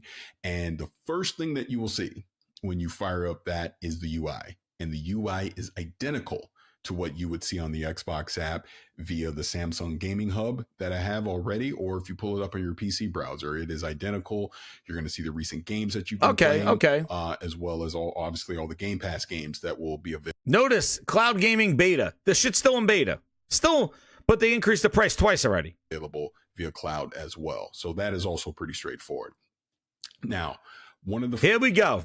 Get ready, little Timmy. You ready? You Bluetooth, you hooked up your Fire TV, you did your Bluetooth to the controller that you don't have, but you got to go spend $50 for. Let's keep going. Wait, little Timmy, you ready? First warnings that you will get. You get a warning. You get a warning, okay. Is if you have a television that is capable of doing a game mode, you want to enable that. Again, this is to reduce latency. So my LG television has a game mode on it. This is why I made sure that was the primary place that I played all of my games. You get a warning to switch your TV to game mode. Now, mind you, some TVs, the game mode is only available on certain inputs. Some of those gaming modes aren't available on HDMI 1 and 2. It's on HDMI 4. So make sure you plug your Fire Stick into the HDMI that has the gaming mode port. All right, little Timmy, you got it? This is a warning. Now, after you Bluetooth a controller that you don't have to a Fire Stick, now you got to set your TV to game mode. Refer to the manual, little Timmy. No barrier, though. Keep going. On the Fire TV and set it to game mode, and I was on my way. Now, once I actually selected a game, Starfield, ironically enough, was the first game that I played, it did warn me to make sure that I was using a 5 gigahertz connection and not a 2.4 gigahertz connection. Again, this goes into Wi-Fi signal strength, latency, the whole deal. Another warning pops up saying connect to a 5 gigahertz Wi-Fi network. Little Timmy, you got this. You got all this. You got it, Timmy, right? Because this is the market supposedly Phil's trying to get. The people that don't have a console, that don't give a shit about Xbox, you got it all, right? You got it. We got 2 warnings already. After I had to go buy a $50 controller that I don't have because I don't give a shit about Xbox, but I'm going to play on your TV. Nonetheless, I got to get past all these Luna advertisements because Amazon can't even sell their cloud service on their own friggin' hardware. Little Timmy, make sure you put your thing in game mode. Great Grandma, you got it. All the people that bought Wii's, you got it. Grandma who only bought a Wii for Wii Sports. Make sure you're in game mode, which they don't even know where the hell to plug in the friggin' Fire Stick, these guys. Now, you got to make sure you're on a 5G network. But what's that? I'm on the Wi-Fi. What is? No, Grandma. No. You need to be on 5 gigahertz. But where does the internet come from? Who's the internet? I'm calling Xfinity. I gotta call Xfinity. I need explanations. I gotta call up Comcast. What do you mean I don't have Wi-Fi? What is this warning? What do I do? The Screwdriver Crew, right, Sam? Oh, these are the people you're marketing to, Phil, because you got the hardcore, you got the console. You got the console people. These are the people that don't know what the hell an Xbox is. They're watching goddamn Game of Thrones. They're watching friggin' goddamn The Boys, and they go, whoa, who's Xbox? Oh, what's this? I gotta call Xfinity. I don't have internet, it says. It says I don't have internet. No. You just don't have 5G internet. Who's 5G? Ooh, Xfinity. I need the service man to come out. I need Comcast to come out to my home. What's your network passcode? 1Z5212WEFFDFGF1275M2156. What? That's your Wi-Fi password? Yes. 671257ZW125 is ABCD2567. That's your Wi-Fi password, man. Yes. Zoinks. These are the people you're marketing to. Their passwords are written on the back of the router. They're the 157652562 food ABCD up. There's your Wi-Fi password. You ever go to your parents' house? What's your password? That I don't know. It's on the back of the thing that Comcast sent me. These are the people. No barrier. And now that you're connected, you got to connect to 5G. But who's what? You don't know. I don't know. Well, ladies and gentlemen, you think your Fire Stick is connecting to a 5G network? Is it? I don't know. 2.4? Who? I don't know. Second warning. All right, we got there. All right. Woof. So we got game mode. And now, exactly, wanna. The book. They type in their passwords in their phone. We're talking about people that don't know what an Xbox is. That's what we're talking about. Tiara says their unpaid balance is $345 for unclear charges. Exactly. They got Xfinity bills that's like $600 and shit. These are the people that you're supposedly bringing this to. The Fire Sticks. The people. Phil sucks me off for Jamie logo. These are the people. These are the people. This is the CAD. This is growing the market because they're not buying your console. You just told them not to buy the console. Now they got to configure their TV and make sure that their stick is hooked up to a 5G network. All right, let's go. Meanwhile, you're better off buying the friggin' console, plugging it into the HDMI, and hitting the big button on the console controller, and it starts up. No, that's too much work. Let's try to jerry-rig our goddamn Fire Stick, configure the Fire TV to game mode, because, listen, these are warnings, because the shit sucks. Because listen to this. He does all this shit. So, went into my Wi-Fi router and made sure it was set to 5 gigahertz. And he went into the router. Do you know how to do that? 168.1.2 admin password. You know how to get into the router, make sure it's broadcasting 5. You got this, your network degree. You know, people were afraid of fucking screwdrivers. Now they have to go into their network goddamn routers and make sure they're broadcasting 5G. You got it, right? You got it. Go into address bar 1.2.1.00.1. You got this. Okay, you good? Gateway, passwords, we're good. What's my password? I'll call Xfinity. Jumped in and we got all this done. All these non-barriers. We're all ready now. Started playing. Let's keep going. I've been. All right, he did it all. He did this. He did this all. He went into his Wi-Fi router. He put it on TV game modes. He put it. He made sure he Bluetooth the controller. He got his G's all hooked up. He's all ready to go. How does it play? Doing cloud gaming for a while.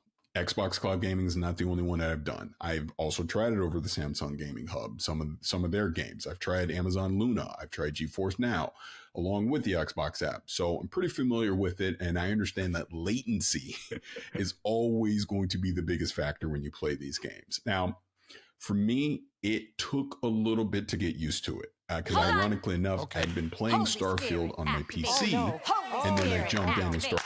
Holy Spirit, activate. So you did all this shit, and now you're going to cap and say latency's still there. Started playing it maybe an hour or so later on the Fire TV, and the latency was immediately noticeable to me. Very, very floaty. So aiming, things like that felt a little bit off to me. So it did take an adjustment period to get used to that.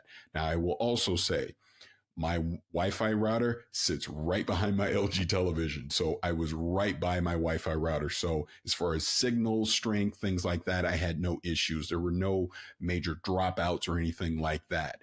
The latency that I noticed was the typical latency that I see when I'm playing on Xbox Cloud Gaming. Is it playable? Absolutely. Definitely playable. But it will take an adjustment period because, as I always say, cloud gaming is not a replacement for the way that you play local games. It just simply is not. Because latency. Whoa, whoa, whoa, whoa, whoa, whoa, whoa, whoa, whoa, whoa, whoa. whoa. Sir. Wait a second. Excuse me? Wait a second, sir. Cloud gaming is not a replacement for the way that you play local games. Cloud gaming is not. Then why the hell are they saying no Xbox, no problem? I need an explanation. You're my #1 customer. Excuse me. No Xbox, no problem. It's not a replacement. Floaty, laggy. After he did all that stuff, he went into the router. He put his TV on his LG OLED game mode. Made sure he was broadcasting 5G. I don't know why you decided to do that now. The router is up the Amazon Fire Stick's ass. And still, latency. Not even the controller latency. The shit is lagging on the screen. You're my #1 customer. It's still lagging after you did all that shit. And then on top of that, like the Claymore says, for the $5, after all that, soccer moms will realize, wait, I gotta pay $20 a month to rent this shit and get that trash ass experience. So idiots. That's what I mean. Microsoft, Warren, clownery shows. No Xbox, yes problem. This is not the way you want people to experience your games. I don't understand why this is such a very difficult concept for people. Just because they're not interested in the Xbox or console gaming doesn't mean people want to play a shitty experience. You want your best games to show and play the best, to bring in people to go, wow, this is good. Why would you want to take these games and have them play floaty and laggy and just this bad experience and that be, it's not free. It's not free. And pay the top tier of Game Pass. There's no intro Xcloud tier. This shit's the creme de la creme, the ultimate tier to get this shit experience. $20 a month now to get this friggin' experience. The worst way to play your games with latency. That whole library is latent. You saw the resolution sucks. They got you on Boost the Cloud. Who the hell is paying the top gold tier, ultimate tier, to get a shit experience? I need explanations. In what logical consumer world do you pay the top service and get the worst experience? I don't get it. JP Loco with the 2, he says, Pastor Joe's password is Phil sucks me off for free. Oh, shit. Oh, shit. Here's Rounder plays this song. Goggle my balls in your jaw. This is the remix. That's what the Rounder plays when he logs in. I don't know how J-Dub deals with that, dude. Yo, shout out to Stephen Leon for the 10 VIP grinders. Thank you so much, man. Spreading the love in the gaming grindhouse. Yo, we're getting that emoji. We're on our way. Thank you so much, Stephen Leon. I really appreciate it, man. But how?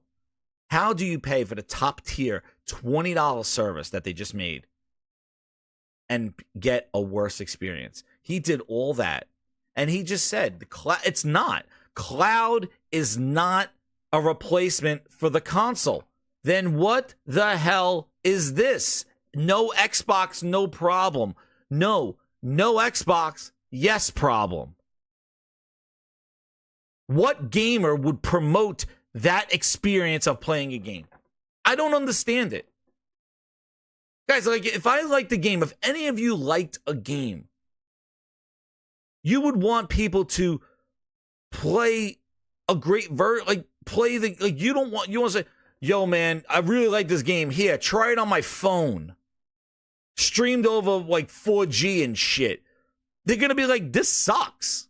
And I've said this so many times before.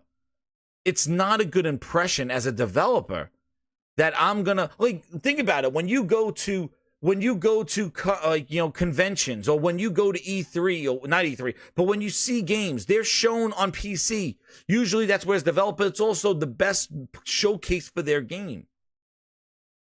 A developer doesn't want to reveal their game and say, yeah, play it over 720p from a goddamn Series S over the cloud.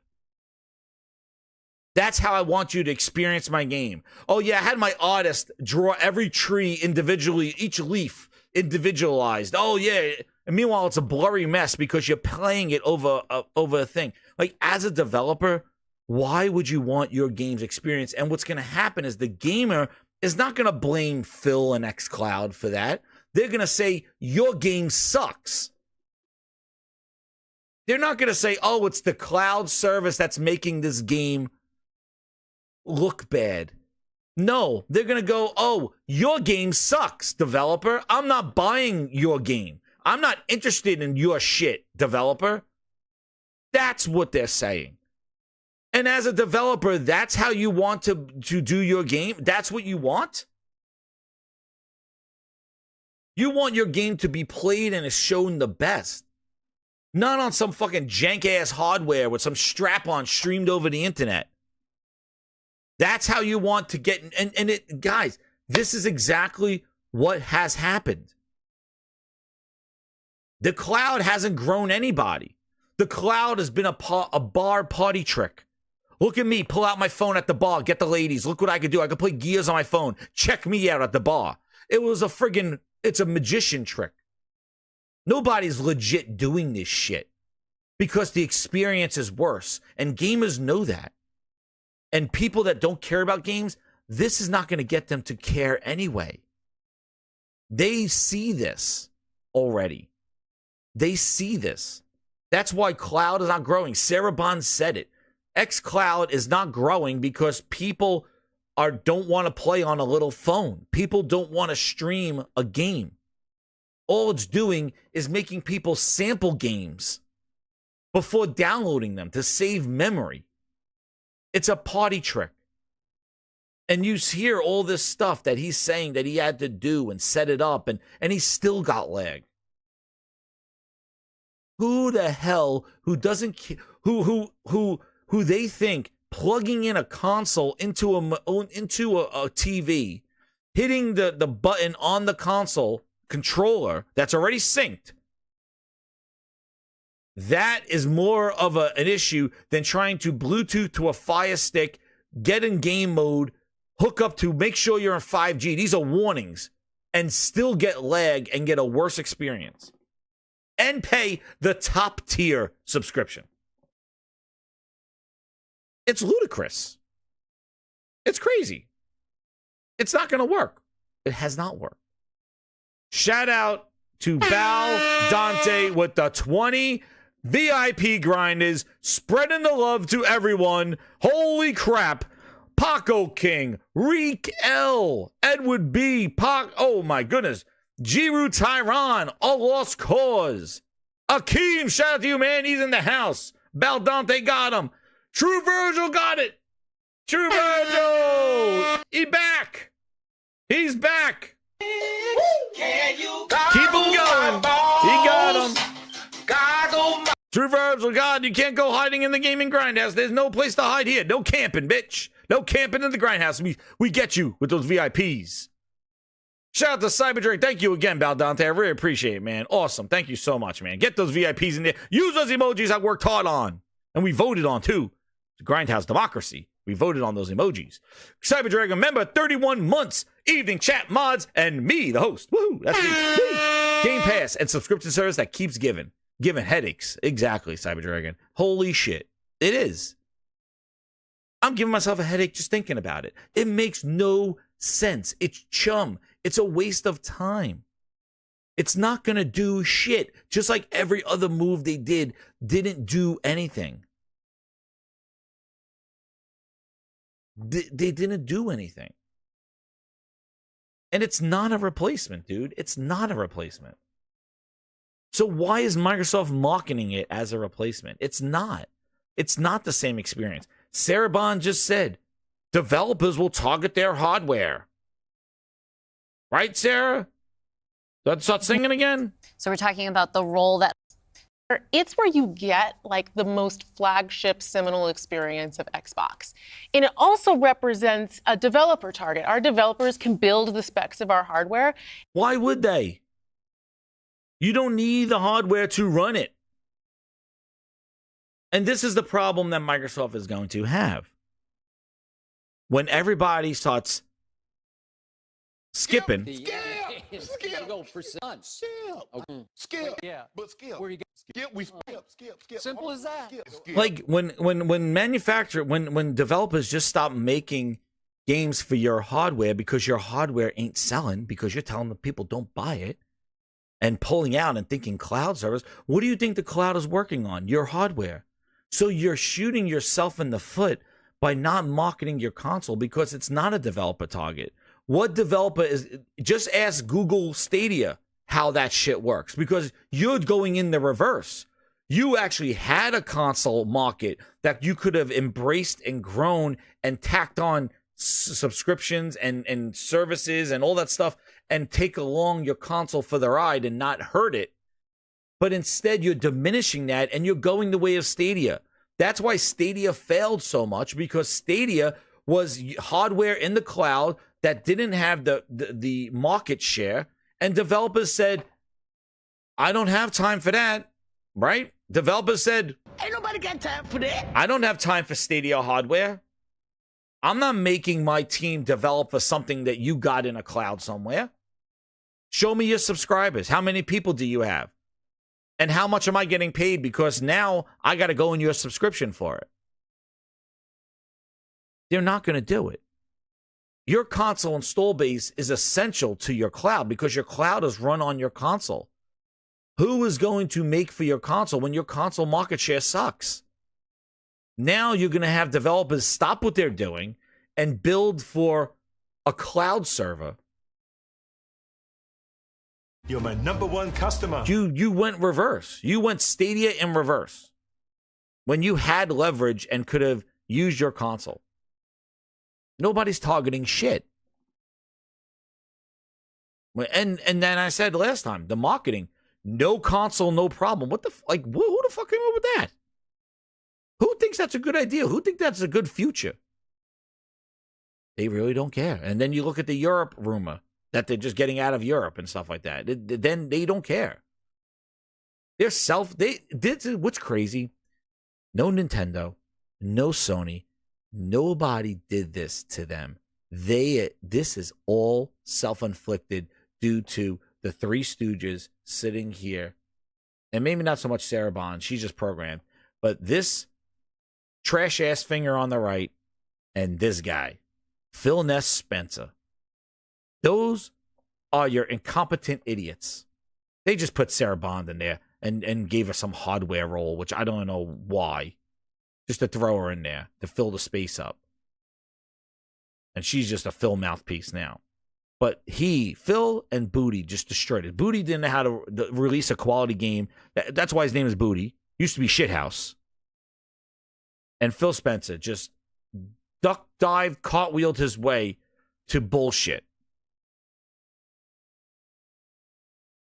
All this is self-inflicted. This is all pivots and trying to figure out how, like, this magical number of reaching these gamers. They don't give a shit, Phil, because when it all comes down to it, no matter how many cartwheels your devs do, no matter how many times Sue rides the moped, no matter how much of this bullshit goes on in your studios, Herman Hultz is there to drop kick that goddamn stuff. He's behind the frosted glass. No matter how many times this shit happens, your games are suck. And now you just put your shit-ass games behind the paywall. So, Phil, let me ask you a question. When we sat down and had this Valentine's Day massacre, Grinders, hit that like button. And thank you again. We're rolling with this one. We're rolling. This is overdue. As we were sitting here going, Why is Phil putting these games on PlayStation? Why? Why, Phil? Why? Why are we doing this? Matt Latrine. That's for it is. Why are we doing this, Phil? Oh, just to capitalize on that. Game Night 1, 2, 3 to 5. He goes, in facts right here.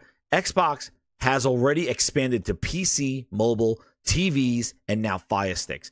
If it hasn't grown already, it's not going to grow. And then, exactly, Game Night. They're everywhere already. There's no magical solution to this. It's and it's quality games, which they can't even get out the door. Then on top of that, these are poor experiences. Xcloud's still in beta, but they're going to charge $20. Dude, you're putting this on a Fire Stick? You should have had Xcloud at like $5 tier, a $10 tier for Xcloud for Amazon Fire Stick users. Instead, you're charging them $20. Dude, that shit's expensive. And know what's crazy is that you say how much Netflix is a month? There are services like T-Mobile and stuff that pay for your Netflix. Nobody's paying for this. This is a $20 a month expense to play games worse than if you just went out there and bought the hardware. That's on fire sales for like $150. That was the whole purpose of the S. The S was supposed to get the little Timmies and the grandmas, early access, no barriers, easy way. We're going lower than low, right, Phil? We're going, when you go low, we go low. Phil goes low. That's right. When you think low with expectations, he hits you in the ball sack. He goes lower than that. Fucking, he's the limbo master. And you want to hear about this? Phil was putting his games on other platforms to save you, grinders, to save the gamer. How do we save the gamer, he says? Well, let's hear what Phil had to say. And healthy business. So when we look at opportunities to allow more people to play, more people engage, more people to buy, more people to subscribe, it's all about putting Xbox in the best position. And our hardware is a critical component of that. The absolute best experience somebody has on Xbox is hardware that your team builds and that people play on. But that's not going to be everybody. So how is it critical, but also an option? Everybody took English class here. How is something essential, but not required? How is the hardware that her team is building critical to the success of Xbox, but we're going to say no console, no problem? How is something critical and essential, but an option? How? It's not really critical then. It would be essential to their game development and focus if it was really critical. But since it's not, it's only an option. So it's not really critical then. Right? So if you're giving a half measure to your hardware, how do you expect a developer who's not part of your company to give full measure to your hardware? How? If you don't give a shit, they're not going to give a shit. If you're making your hardware an option, why would a developer take its time and money and work tirelessly to develop for your, quote, option? When Mark Cerny standing on stage going, PlayStation's essential. Games are being built for this architecture. Nintendo, Switch is essential to our business. Yes, we do other things, but the core is our hardware. Everything originates from here. This is the bullseye. Xbox is spread all over the water like chum. Like, oh yeah, we're all over the place. But it's essential. It's essential my ass. But Phil, continue, because we're not done yet. Fully accepted that we're going to have Xbox players across all kinds of devices. So I think a lot of people think about 2023 as this incredible year for gaming, and in a lot of ways it was. There was some really amazing releases that I think we all enjoyed. But what were the signals behind the scenes that maybe indicated how we wanted to look at the future of Xbox and how we kind of keep up with the industry? Remember how he said the hardware was essential? Well, now how he talks about hardware. Listen to this. Yeah, such a good question. And I think it's as people who care about the industry, which I assume is people who are watching this, it was an amazing year. Some great launches, some of the games that I think will stand the test of time and people will be talking about a decade from now. But it's an industry that didn't really grow. And what happens when... Why didn't it grow, Phil? When an industry doesn't grow, you end up with some job eliminations, which we had. We had even our own hard decisions to make about building a sustainable business for ourselves, but in no way were we alone in that. When you think about a healthy industry, I want players who believe that they will find the best games on the platforms that they love. I want people who invest their careers in working here to feel like this is a place that they can be successful. And that really is down to being part of an industry that is growing. If you listen to Lisa Su, the AMD CEO, she'll say that AMD-powered consoles are likely to decline in 2024. I think there's an amazing set of games coming in 2024, but if we don't get to growing as an industry, the industry will struggle. And today there's really two. Now listen to his two choices. All right. And get ready, PCX Hawk. He got you on the list. PCX Metahawk. Listen to these two choices, Grinders, and has he spared them? Has he spared them? Well, listen to these idle threats or provisions. Listen to this. Two choices on how do you grow the industry. Do you say, I have a fixed number of players, the players that we have today, and do I find new ways to monetize those players to get more money from the players that I have? Or do you think about how do I expand the business I have by finding new players and adding those to the base of players that already play? Our focus on Xbox for the last decade has really been on that latter point of how do we make sure Xbox is growing for our players, growing for our creators, so those people are finding success on our platform, which will grow the Xbox business and put Xbox in a position to be very strong for years and decades to come. Oh, so you've been doing the latter, expanding to different markets to grow Xbox because you don't want to grow the industry by just taking more money from the people you already have. Really, Phil? Really? There's only two ways. How do I expand the business I have? By finding new players. Oh, you're finding new players. That AMD-powered consoles are likely to decline in 2024. I think so there's an amazing set of games coming in 2024, but if we don't get to growing as an industry, the industry will struggle. And today there's really two choices on how. Two choices to grow the industry. One, you could be sleazy. How do you grow the and just charge the people that you already have more money? Or you could go find new people. Remember putting games on PlayStation, Xcloud on Fire TVs. Really, Phil? And you've been the latter, of course. Really? Industry. Do you say, I have a fixed number of players, the players that we have today, and do I find new ways to monetize those players to get more money from the players? Oh, really? You don't want to do that, Phil? Look at his face. You know the what? Uh-oh, look. Games coming in 2024, but if we don't get to growing, there's really two choices on how do you grow the industry. Do you say, I have a fixed number of players, the players that we have today, and do I find new ways to monetize those players to get more money from the players that I have? Or do you think about how do I expand the business I have by finding new players and adding those to the base of players that already play? Our focus on Xbox for the last decade has really been on that latter point of how. Has it? Really, Phil? Because last year, in July, Game Pass went up. Game Pass goes up $1. Game Pass Ultimate went up $2. So we're getting more money from the people that you already had last July. Interesting, Phil. So then, what's this? We increased the price yet again? And now you take in Game Pass and put it behind the highest tier. You know what, Phil? That sounds a little how you've put it. And not try to do you play with, and not try to do slimy platform things to force you to do what I want you to do. Give the players choice and what they want to do and who they play with.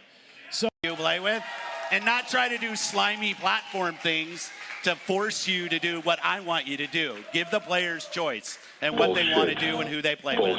So you play with, and not try to do slimy platform things to force you to do what I want you to do. Give the players choice and what they want to do and who they play with. Criminals. So you play with, and not try to do slimy platform things to force you to do what I want you to do. Give the players choice and what they want to do and who they play with. All right, Phil, let's talk about that choice that you just gave.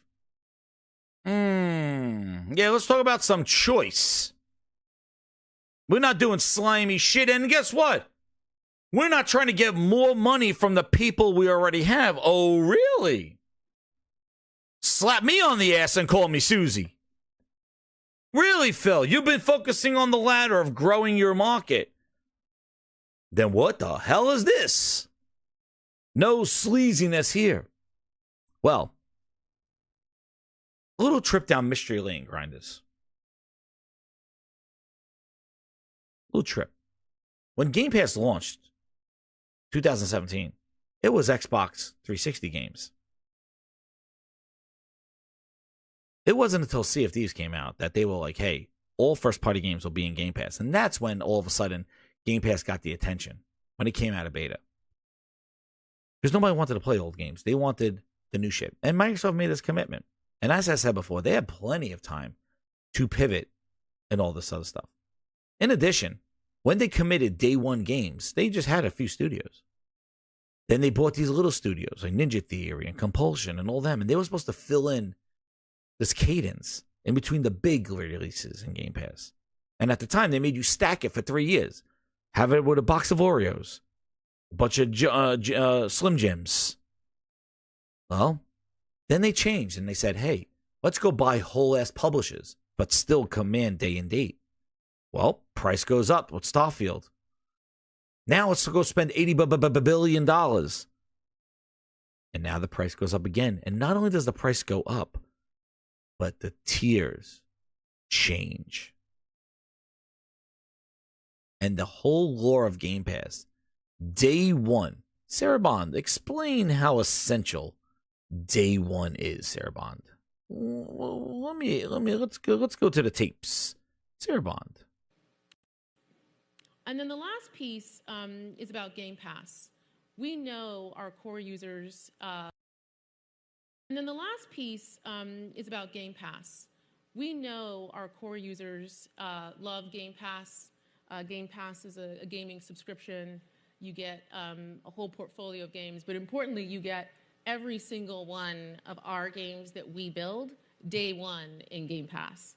And the quality and the breadth of those games. You're my number one customer. And you're going to see some more really big games going into Game Pass later this year. From Activision's across the whole slate. Across the whole slate, you're going to see some really amazing things. And keeping that as something that is really special for Xbox players is essential for us.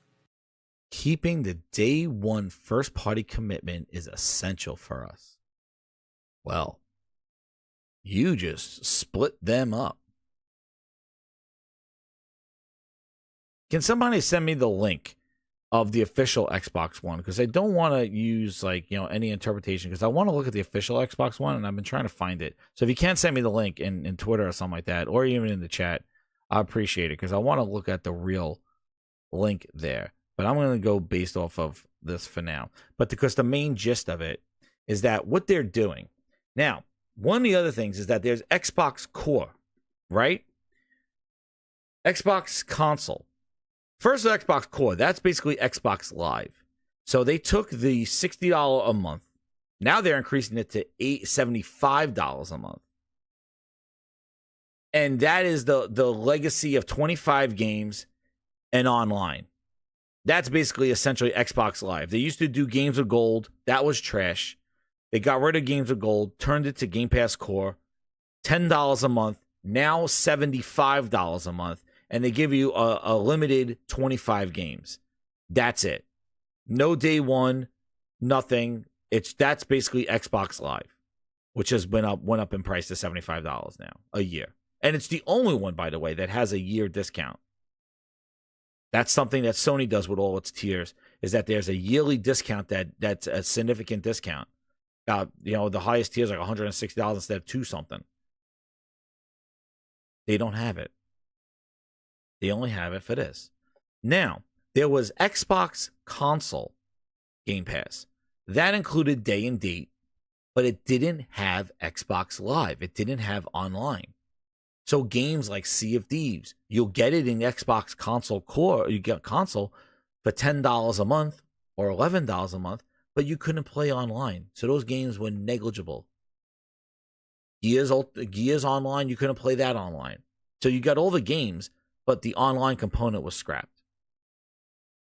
And then they had Game Pass Ultimate, which was basically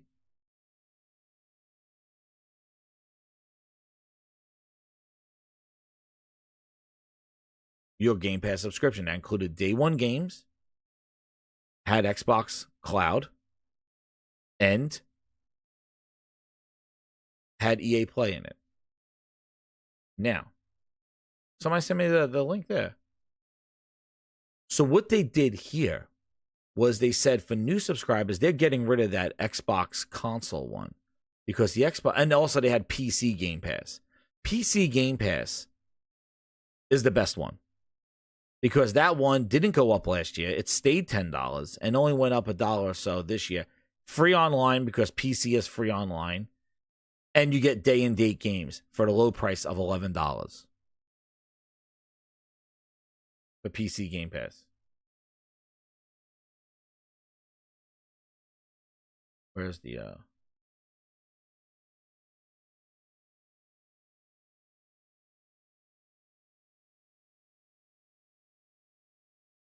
hold on here. So that's what was there.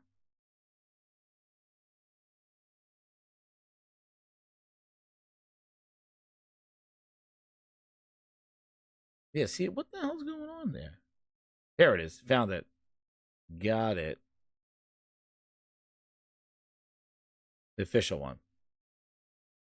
So starting July 10th now, this all changed. Prices will go in effect for new members for Game Pass Ultimate, Xbox Game Pass Core, and PC Game Pass. Those are the price increases. So they took Game Pass Ultimate and increased it to $20 a month. Game Pass for console, which didn't include online, is gone. And now they added another tier of Xbox Game Pass Core, Xbox Game Pass, which basically doesn't have day and date.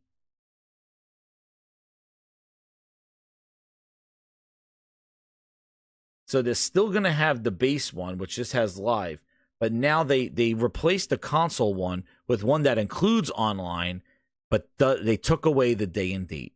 So now, when they say Game Pass has day and date, it's only the higher tier of Ultimate. So they basically took the major leverage of why people even gave a shit about Game Pass in day one and put it on the highest tier, Ultimate.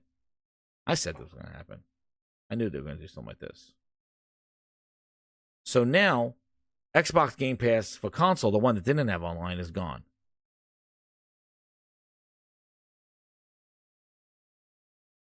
And now, this is the new tier. Game Pass Standard. We create Game Pass to offer more choice in how they discover and play. A new Game Pass option called Game Pass Standard will become available for $15 a month in the coming months. And that, they took away the Game Pass Day 1 games. So not only did they increase the price to $20 a month for Ultimate, and again, that's the only way that you're going to get a cloud, but now they introduced Game Pass Standard, which is different than Game Pass Core. Game Pass Core is the lower one at $75 a year or $10 a month. That one gives you online and 25 old titles. This one is standard Game Pass that doesn't have that. So now, when they have Call of Duty, Remember I said it. Grinders, let's go back to the tapes. Let's go back to the tapes, Grinders. So as we now see, if you're sitting here with subscription, they 6 months ago, they can't be like, hey, you know what, guys? You know what? Maybe not everything's come to Game Pass. Maybe we'll sell some games as well. They can't go back. Inception right here. They could, but it will piss off a lot of people. And they'll lose whatever else they got left. But because they committed before they even knew what the hell they wanted to do, they tried to strong arm the customer into saying subscription gaming is the future. They had their mouthpieces out there doing the same thing, just saying subscriptions are the future. This is it. I was told I was crazy. And actually, you know what?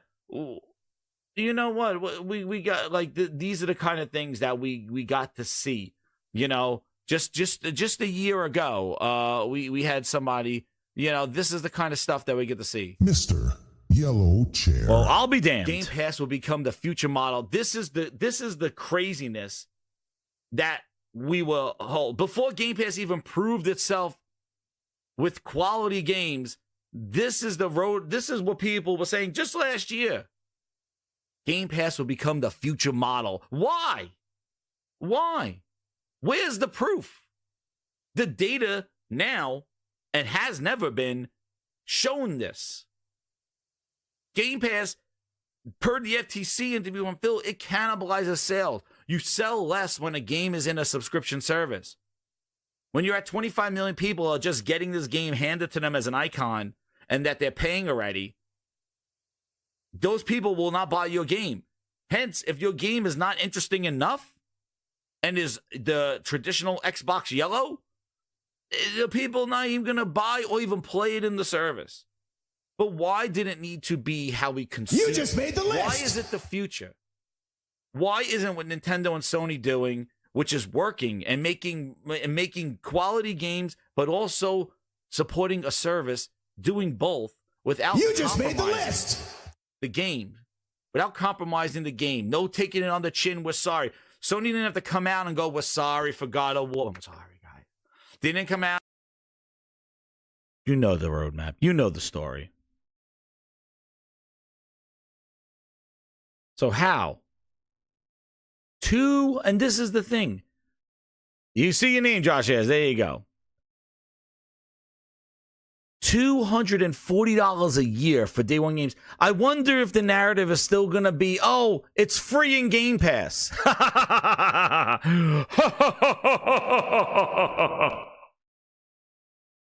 $248 a year. That don't sound like free. That sound like free.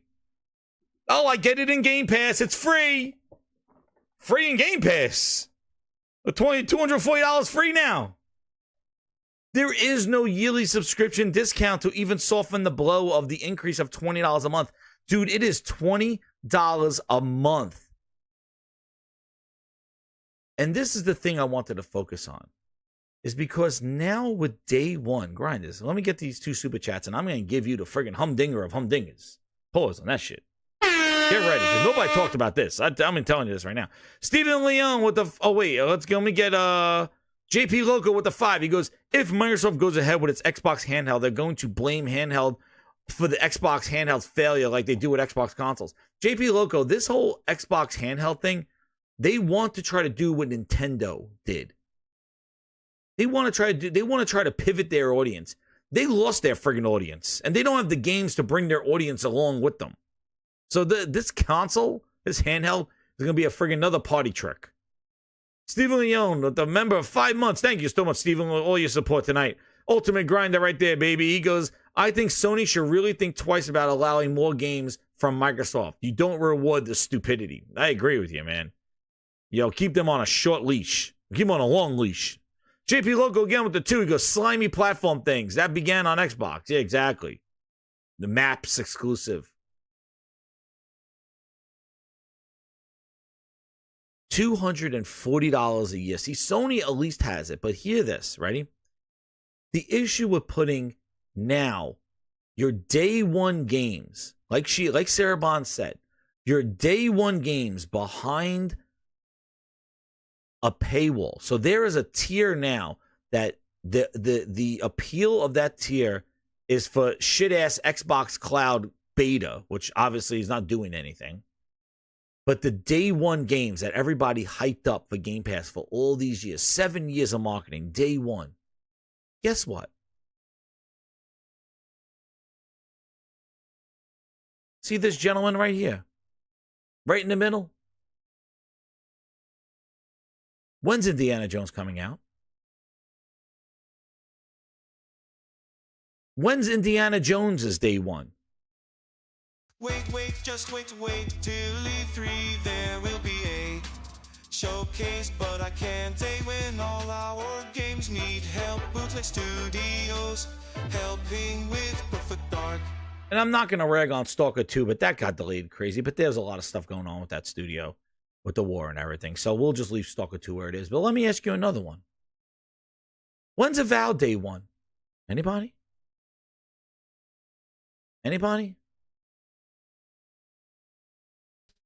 Games, I don't know where they are, but I can sign your back right above your crack. Do you have a pen and spill this on? I'm waiting over bitch. When was the last day one from their first party studios? HellBlade 2.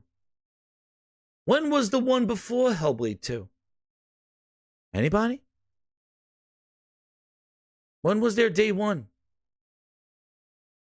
Because it sounds like from their blog, their Xbox day one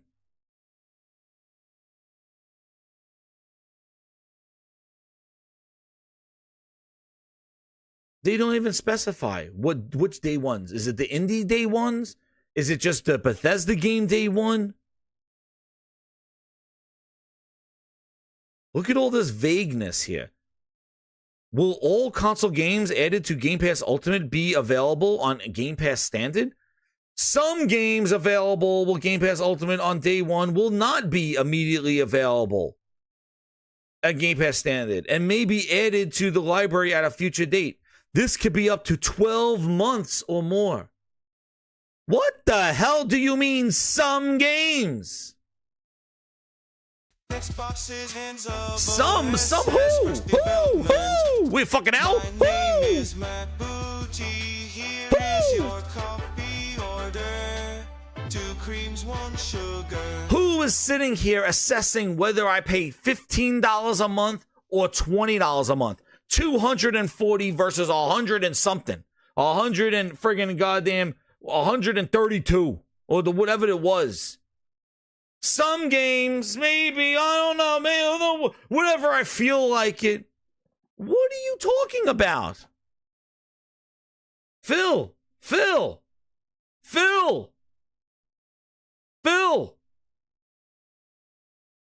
was that? Some game, Phil, where are you? Phil. Oh. And not try with Phil. Play with. And not try to do slimy platform things to force you to do what I want you to do. Give the players choice and what they want to do and who they play with. So you play with. Phil! And not try to do slimy platform things to force you to do right, what JP I want you Loco. to do. Give the players choice and what they want to do and who they play with. So you play with. And not try to do slimy platform things to force you to do what I want you to do. Give the players choice. Phil. What choice is this? Some games? What games? How do you have tiers, but they're not defined? I don't know what game is going to be there and what game is in this one. So how am I'm going to subscribe to nothing because I don't know what the hell I'm subscribing to. $20 a month, $240 a year, and I can't tell you some games. What's some? What are you talking about? Some games. Let me tell you this. Some games. I just talked to you about some, right? I just showed you about some. Case by case, right? What did he say? What did Steve Totillo say? Oh, wait. Where were we? Yeah. What did he say? Microsoft's slow gaming output has never quite delivered. When's Avowed Day 1? When's Indiana Jones Day 1? What's next after that? Perfect Dark got a year, anybody? You got years on, there's no cadence to their releases at all. And what are you talking about? $20? I'm going to spend $20 a month now for what? Call of Duty in November, Avowed whenever the fuck, and also Indiana Jones whenever, maybe December? What do you mean? How can you charge more money? And this is the problem. Microsoft's day one has been unreliable. And on top of that, you want to pay $20 more a month for a day one Redfall at 30 frames and park benches and AI getting stuck behind a vampire afraid of a park bench and 30 frames at launch? You want to get a Forza day one with tracks not there? We'll fix it as it goes? You just put all that behind the paywall. Like, go with me here, grinders. Like, the thing is that day one has not been a good day for Microsoft games. Day one has been, we'll fix it as we go along. We'll listen to you. We'll hear the feedback. PC Hawk, tell me when you're playing Indiana Jones, please. Please tell me. This year. Okay, good. You stop paying now. What happens if it comes out December 31st? You start and pay right now. Who's subscribing to play when you don't know when day one is? Why would you subscribe to the day one tier? You're going to subscribe. This is why this shit's not going to work, grinders. This is the end of Game Pass. I'm telling you right now, Game Pass is shit. It's done. Call of Duty is going to be the only time people give a shit about Game Pass. And if Call of Duty doesn't do what it needs to do, it's a wrap. It's a friggin' wrap.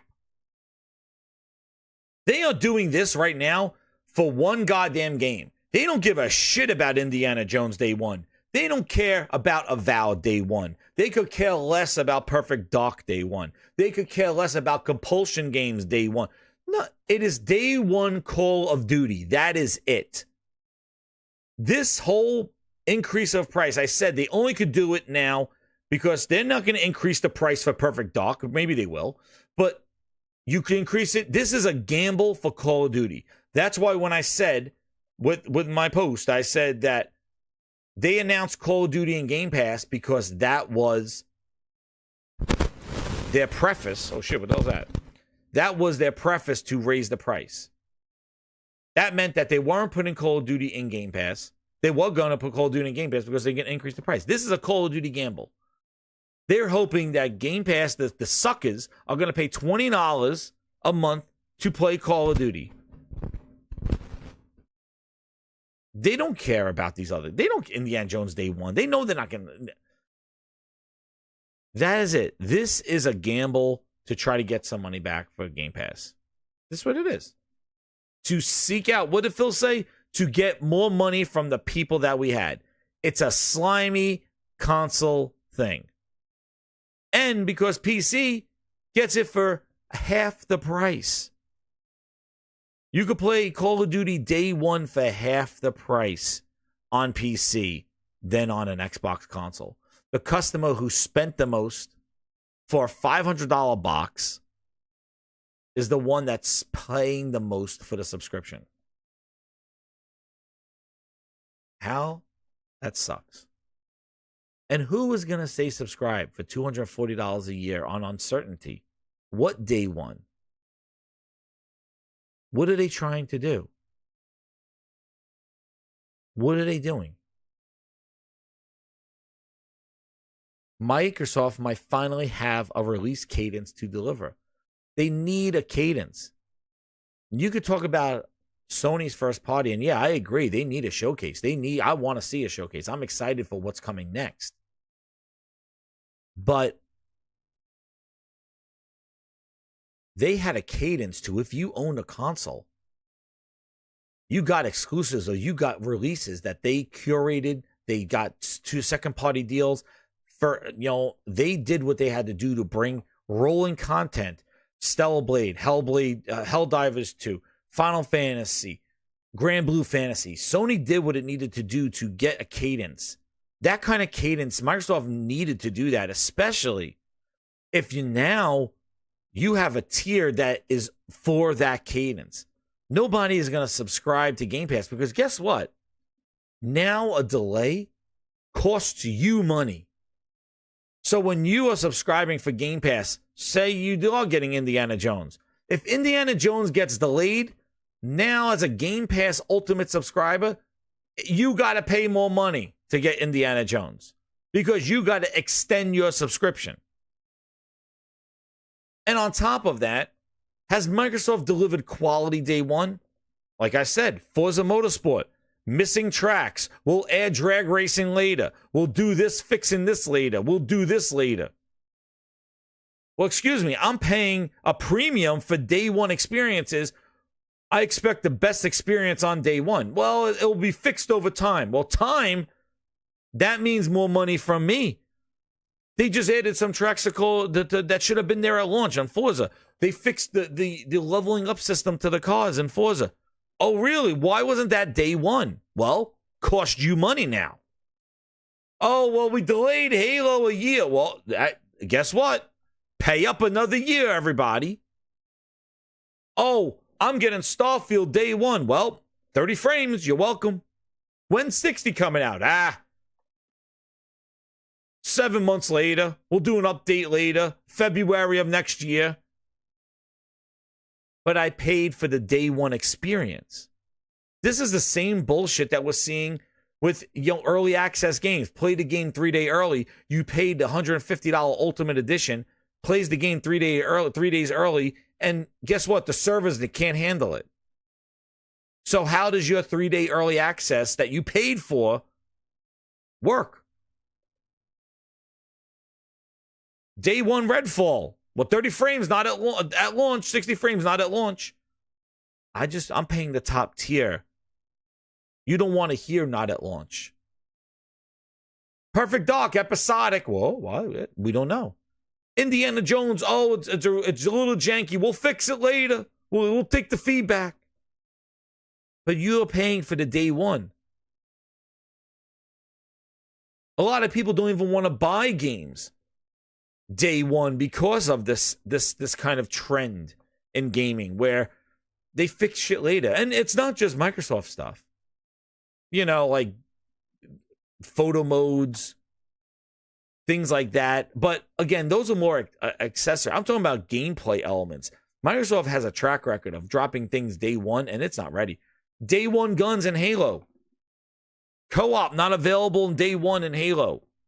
Over a year later, they finally fix it. That's going to cost you money now. Because Microsoft now has put it on them that they got to deliver a quality product on day one. Because now the ultimate subscribers are paying for that day one availability. And they got to make sure that's... How would you subscribe for day one and you get your game and Phil Spencer has to come and take it on the chin? Oh, yeah, you know what? We're learning still. We're learning. The fuck you learning? I just paid $250 a year to get these games day one, and you're learning? Oh, with delay. Sorry, guys. What about all these games you see is coming out the next 12 months? Remember that promise that they didn't meet last year? That costs you money now. Because Game Pass Ultimate, day one is the ultimate lore for that tier. They price themselves out. Game Pass Core, some games, they keep you in the dark. Some, what games? I don't know. And they'll make you wait over a year for some of them. So that means if you pay $16, $15, $16 a month for Game Pass Standard, Gears comes out, drops an Ultimate on day one. As a standard subscriber, you could potentially wait 12 months before it comes down to the second tier? Dude. That sounds slimy. But it's about choice. I want you to choose, Phil. Like I said before, the choice that Phil Spencer is giving you right now, it's like, here it is. It's about choice. All right, Phil, tell me the choice. Well, here's the deal, Phil. Here's the deal. Phil's like this. All right, I could kick you in the nuts right here, or I could take you to the backyard and kick you in the nuts, or you could walk 2 blocks over here and I could kick you in the nuts. It's choice. It's choice. But every choice you make, you're getting kicked in the nuts.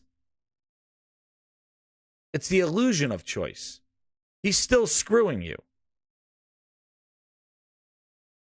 That's the problem. And due to the uncertainty of Game Pass and their release schedule, like I said, in the end, you should have tramp stamped on your ass the release dates of Avowed, Indiana Jones, and Compulsion Game. They should be stamped and etched. If you are paying for day one subscriptions and Ultimate, you should have those release dates etched in your back of your head. There should be no uncertainty. You should have a release cadence. I'm getting this in July, this in November, and you can't have a lapse in time. Oh, yeah, well, our last day one game was HellBlade 2. Before that, it was October. And then after HellBlade 2, it's whenever the fuck for the other two. And then Call of Duty in November. You can't have those lapses in time for $20 a month and not even having a year option. How is that sustainable at all? Who the hell is going to subscribe and just throw money away for $20? And on top of that, for $16 a month, you get all the game. You get all the games that are in the Game Pass. You are paying for the day and date. You're paying for the fucking day and dates. And you don't know when the day and dates are. Options, motherfucker. Options. Options. Microsoft just put a bullseye on their back with this option. Because now they put Game Pass day one games in the spotlight behind a paywall. It's not for free anymore. It's not for free anymore. Just like when Phil was trying to get away with like buying some studios and Phil spent, but then he came out and was like, now he starts spending money buying Bethesda, and then he goes out there and spends his $80 billion. You know what? Hit me with the horns, Groban! One more show. One showcase, Phil. You need to show the $80 billion, Groban! We need $80 billion. Gotta make a splash. To be relevant, we'll go Gaming Grindhouse music. Led by PHILUTE and Booty, we'll bring the games everywhere. No more sucking, it's time to show we care. Start by bringing Peniment. Sea of Thieves, Hi-Fi, rushing round at games over to PlayStation and Switch. And we will say that exclusives don't matter anymore. And then when we get Starfield ready for the pitch, Big Booty Bobby and the Lou walked out with the bag. And now left with all these IPs. What the hell are we supposed to do? $80 billion, gotta make a splash. To be relevant, we'll go all out, no holding back. Led by PHILUTE and Booty, we'll bring the games everywhere. No more something, it's time to show we care. They spent $80 billion and they're like, I need to get paid. There you go. $80 billion is the Gaming Grindhouse Records music. There it is. That's what you get as Ultimate Grinders. I have a whole playlist of music and videos. That's what the Ultimate Grinders get. I sprinkle some of the VIPs. Number one customer. But that's Gaming Grindhouse music for you. But yeah, where's Lulu? Lulu! Yo, Big Booty Bobby is clapping in the streets right now. But they spent $80 billion and Phil got to get paid. He got to get paid, dude. That's it. And now they just put that behind a paywall. Is it for free anymore? No. Because really, the game, like I said, Game Pass Core is what? What is it?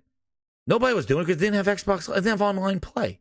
Game Pass for console. You're my #1 customer. It was a waste. Bunch of games you couldn't even play anymore. And no online. But now you took out day one games in Game Pass. So when you say Game Pass has day one games, you got to say, oh, Game Pass Ultimate has day one games. There are two whole ass tiers of Game Pass that don't have day one games. It's Game Pass Ultimate and PC Game Pass. So let me tell you this, as a consumer, if you want any Xbox games, play them on PC Game Pass. That's the best value, and that is the choice. And maybe that's the choice Phil wants. I don't know. But if you're going to tell me choice, Peekaboo Gaming, grinders. Hashtag Peekaboo Gaming. When they release a game that seems interesting, jump on for PC Game Pass at $11, take for them everything, and give them nothing. 300, bitches. That's right. Give them nothing. You want to put in a game in there, day one? Well, also, I'm going to pay you $11 and play that shit on PC. Goodbye. Thank you. I'm not buying no friggin' $500 console and paying $20. I'm not buying a Fire Stick with a controller that's $50 and then hooking up my Wi-Fi and all that, then paying you $20 a month to play what? Peekaboo Gaming. Jump on, pay them $11, or just get a friggin' box of chips, gaming PCs, a PC, a iPad, a Samsung TV come with trials. Take from them everything and give them nothing because they're a piece of shit. They think we're idiots. Choice. Like I said, he's kicking in the nuts no matter where you go. What does it matter? But I'm giving you a choice. Well, a choice. It still sucks. And that's the problem. And they put pressure on themselves now to deliver day one games. Like I said, there is no future plan for this. This is a scramble. Let's get our money back. Phil, you told us you're going to put this in Game Pass. Let's do it, but let's increase the price before you put Call of Duty in Game Pass. That's what this is. This is a shallow, short-term try to win and get our money back. That's what this is. There's no longevity to this. There's no plan. If they were going to put this behind a Game Pass, behind the highest subscription of day one, you would know when day one is to all their first-party games. And the fact that you don't know where first-party day one of Avowed and Indiana Jones shows that this is a Call of Duty play. This is just to try to sucker people into $20 a month and see who's going to get Call of Duty that way and not buy it. Or price people out to force them to buy the games. Because remember, this year, Phil has been very adamant on buy your games. That's good too. Or you subscribe. So I think they're reversing course. They're trying to price themselves out of subscription gaming, saying, hey, we got these suckers, let's get more out of them, but let's try to entice people to buy their games again. That's the pivot again. JP Loco with the 2, he goes, where's Avowed, Microsoft Flight Simulator, and Stalker 2? Yeah, I think we have a Stalker 2 release date. Flight Simulator, I don't know how many times they can release the same friggin' game. They put a year on it, and they say it's a release. I don't know what the hell that's about. The globe is changing like that. And where is Avowed? And JP Loco with the 2, he goes, I guarantee Indiana Jones not releasing this year. Who knows? Yeah. I wouldn't subscribe. Would anybody here subscribe now? $20 a month for Avowed or Indiana Jones now? You don't even know when it's coming out. You're going to start paying in July? And like I said, they don't have a year option. So you're paying a la carte $20 a month, and if they're not releasing day one games that you give a shit about in that month, why would you subscribe? That's why this is a fail for them. It is a fail with a capital F, because they have now put a target on their back for day one, because that's what you're paying for with the higher ultimate tier. Day one. That's it. So now everything that release day one, if they release a bunch of indies, people will be like, what? Day one Goo Goo Gaga game? Yeah, we got day one games this time. And it's like, what? Day one what? On their little Goo Goo Gaga. My little baby little Fisher Price plastic toy. On their little Goo Goo Gaga. On their little Goo Goo Gaga. They gonna be Goo Goo Gaga day one games? Oh, well, we give you a Goo Goo Gaga day one. You're good. No, I'm paying day one Call of Duty, day one Avowed, day one Perfect Dark, day one Fable. Oh no, we got Tales of My Ass. On their little Goo Goo Gaga. Tales of My Ass. Oh yeah, the Goo Goo Gaga games. On their little Goo Goo Gaga. Tales of Ass. Tales of Ass. Day one. We said you get day one. And Game Pass call people at $15 like, oh, Tales of Ass. I don't get Tales of Ass day one. Oh shit. What are they going to do? Little Goo Goo Gaga games on day one? Going, oh, well, here's our day one promise. Because they're not releasing their first party games from Activision, Blizzard, and all them day one every single month. The last one was in May. We're in July already. And the next one's in November, October. Another 3 months from now. Who the hell's paying for it? What are they going to fill day one in? Day one what?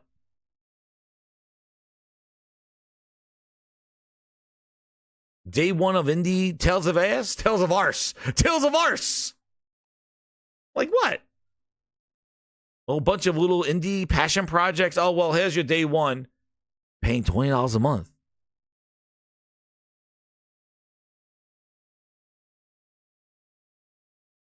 That's the problem. Let's see what they do, Grinders. Let's see. What was before HellBlade? It was Forza Motorsport. That's what it was, Josh. But they had a good showcase. They had a developer direct in January, and they had a good showcase. $20 a month for a good showcase. And then you want to hear something crazy, what I think, because they even told you, you pay $20 a month and go, you know what? I don't want to pay $20. I want to downgrade now to standard. Do you lose access to those games that you played on day one? Like, how's that work? What happens? So, like, say Call of Duty comes out, you pay $20 for November. December, you go, I'm going back to the $16 a month. You lose access to Call of Duty. Dude, it's pay to rent, day one game. Dude, this shit's wild. It shit's wild. So is that the scam? Like, if people jump on for $20 to buy it day one, play it day one, and then downgrade the next month, they lose access to that game and wait to the next day one game. It's wild, dude. That's why I said this is gonna this new tier shit is gonna be a wild ride. And guess what? The Gaming Grindhouse is gonna be there for it. So keep it locked here. Subscribe if you're new. Let's get to 3,000 subscribers for this year. Or about a few, I don't even know what the hell I'm at. Let's go get to 3,000. Let's do it, Grinders. Let's do 3,000. More surprises coming your way. More music coming your way. I got some more releases. I'm going to put them in some videos, and you'll get those. So if you join up to the Ultimate Grinders, like Stevie Leone did and others today. Oh, no, Baal did. Thank you, Baal. You're going to get more music releases day one. I do real day ones on that one. But, yeah, this is going to be tough. And we'll talk more about it as more come out about it. But guess what? $80 billion they spent. All these people talk about Microsoft money, keep opening up the checkbook, Phil, do all this stuff. Guess what happened? He said, thanks. Now you suckers are going to pay for it. 250 away. Thank you, Josh. 250 grinders away from 3,000. Let's go, baby. Let's do it. 150. No, thank you, Josh. It's 150. The real numbers that matter. Let's get to 3,000 subscribers. But yeah, that's the thing. Yeah, they left at tiers. I remember when PlayStation, and I said that PlayStation has their tiers. These are all going to go up, but the problem is that Microsoft went all in on Game Pass. They coached people not to buy their games. They lowered the quality of their games. Day one became an excuse of like, we'll fix it later. And now that's the premium tier. And now $80 billion later, they said, guess what? We spent the money because you helped us on Twitter. Now you're paying it back. And they're going to get the money from the people that spend the most and buy the most. Right, Phil? He's like, let's just get more money from the people we already have because it's not growing. About console is it's your highest value gamer. It's your person who plays the most, they buy the most. And those are the ones where he's going to get his $80 billion back. JP Loco with the $5. He goes, Xbox now has killed Crash, Spyro, Banjo, Conker, Halo, Scalebound, Evil Within, Prey, Hi-Fi Rush. I'm going to add Crackdown 3, HellBlade, Redfall, Bleeding Edge. The list goes on. Hell, what was that other game they just shut down in less than a year that they released last year? Minecraft Dungeons? Was it Minecraft Dungeons? They stopped that. Seasons of that. No, Minecraft Legends. They stopped that one. These games are supposed to be living on forever in a service and more people to play them. They should be having legs like long-ass model legs. What are they doing? These games are not even less than a year before Microsoft's canning them. They're shutting down studios before sequels could even be made. What do you think Machine Games is going to turn into after Indiana Jones? What do you think Ninja Theory is going to do now? You think they're banking Ninja Theory to come back with what a banger with Project Mara? The place where it was a psychological stand in the room, look at a keyboard type thing? That's a game? Dude, if you think HellBlade was a walking simulator, they got one for you. It's stand in a friggin' room that they scanned. That's Project Mara. That's Ninja Theory's. And what's the next thing from Ninja Theory? Project Gotham? Yeah, come on. They know how to curate quality games. That's been their biggest problem. Yeah, Minecraft Legends, a dungeon. What the hell? They stopped making the season for it. So grinders. $80 billion, and they got the Xbox console players to pay them back. Yeah, Project Mara, exactly. Well, that's the next thing from Ninja Theory. That dropped off people's lists. But yeah. So it puts pressure on them for day one quality and a day one release cadence, which they have not delivered on. But this is a scam. They didn't think that. They didn't think what this commitment and this tier structure is going to do in the long term. Instead, Rare Honey, exactly, Rare Honey Primal Plaza. Instead, this is just a gamble for Call of Duty. So if the Call of Duty shit play don't work, they will do something again. That's what this is. They didn't think about the commitment of like, oh shit, we're going to charge people now $20 a month, which is very expensive in subscription standards. People want to do less subscriptions. We're going up to 20 for day one when we don't even have a day one coming every month from our first party. People want big day one. They don't want little goo goo gaga day one shit. They want our games day one. But those are not coming out every month. And we got to make sure that's ready for day one. We can't say not at launch editions. Not at launch. We only have 2 cars. 2 maps, not at launch. You can't do that shit when people are paying for day one experiences. Good luck. Project Try to Survive. Project Get Our Money Back. Project We Need the Console Player, the suckers. And that's the thing. This should come to no surprise of any of us here. What it should come a surprise to are the people that made videos about how Microsoft has unlimited funds. How Microsoft is opening up their checkbook. You awoken the beast incarnate. Those are the people that we should be seeing videos from going, holy crap, they're getting us to pay this. I thought Microsoft money was going to take care of me.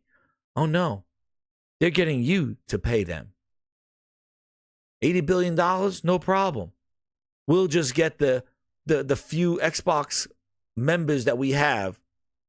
And what's crazy on top of this grind is they did this after they just went out there and tramp stamped those sons of bitches at FanFest, took them out to rooftop parties, wined and dined them, called them media, hugged and kissed babies, took pictures with them, made them part of their executive family, Aaron Greenberg rolling in the mud. They rolled around with him. They slapped booty on the ass. They took pictures with Sarah Bond. They hugged Phil. Phil, you saved us. They sat down at the table, broke bread, and got toured around and suckered and whined and all this other bullshit. You're so important to the community. Oh, my God. Oh, wined and dined, FanFest, fly me out there, butter that ass, tramp stamp, Phil signed them and brand them, send them back home, and tell them to pay $20 a month. Those suckers. Isn't that crazy? And if you don't feel that they just took advantage of your ass, man, oh, man. They just took you out there, wined and dined to your ass. Told you, I heard you. I hear you. Oh, that's the feedback. That's good feedback. I'm listening. I hear you. I hear you. Oh, yeah, I hear you. Just to send you back along your way. And now put Game Pass day one behind a paywall. $20. There you go. Tramp stamped and all. And they got $80 billion. And don't know what to do with it. Well, grinders, we're going to wind up. Hit that like and share it out. We're wrapping up one more time. Encore edition. Hit that subscribe button. 80 billion. Who's paying that money? Who's paying? The suckers. PC Game Pass. Console Game Pass, the suckers. $20. Pay up, bitches. Phil said it's time to pay up. Start by bringing Peniment. See if thieves high-fi rushing round at games over to PlayStation and Switch. And we will say that exclusives don't matter anymore. And then when we get Starfield ready for the pitch, big booty Bobby and the Lou walked out with the bag, and now left with all these IPs. What the hell are we supposed to do? Gotta make a splash. To be relevant, we'll go all out, no holding back. Led by Phyllis and Booty, we'll bring the games everywhere. No something, it's time to show we can. Thank you again, grinders. Hit that like button, share it out. Glad to be back. Gaming Grindhouse is back in business. Thank you for all the support. Hit that like button. Subscribe if you're new. Join the Gaming Grindhouse. It's a fun time. And if you want to be a member, there's some awesome perks with that. And also the ultimate grind is to get all the great music. More music coming your way. But thank you again, everybody. Talk to you later. Hit that like button. Keep it locked here at the Gaming Grindhouse. See you later.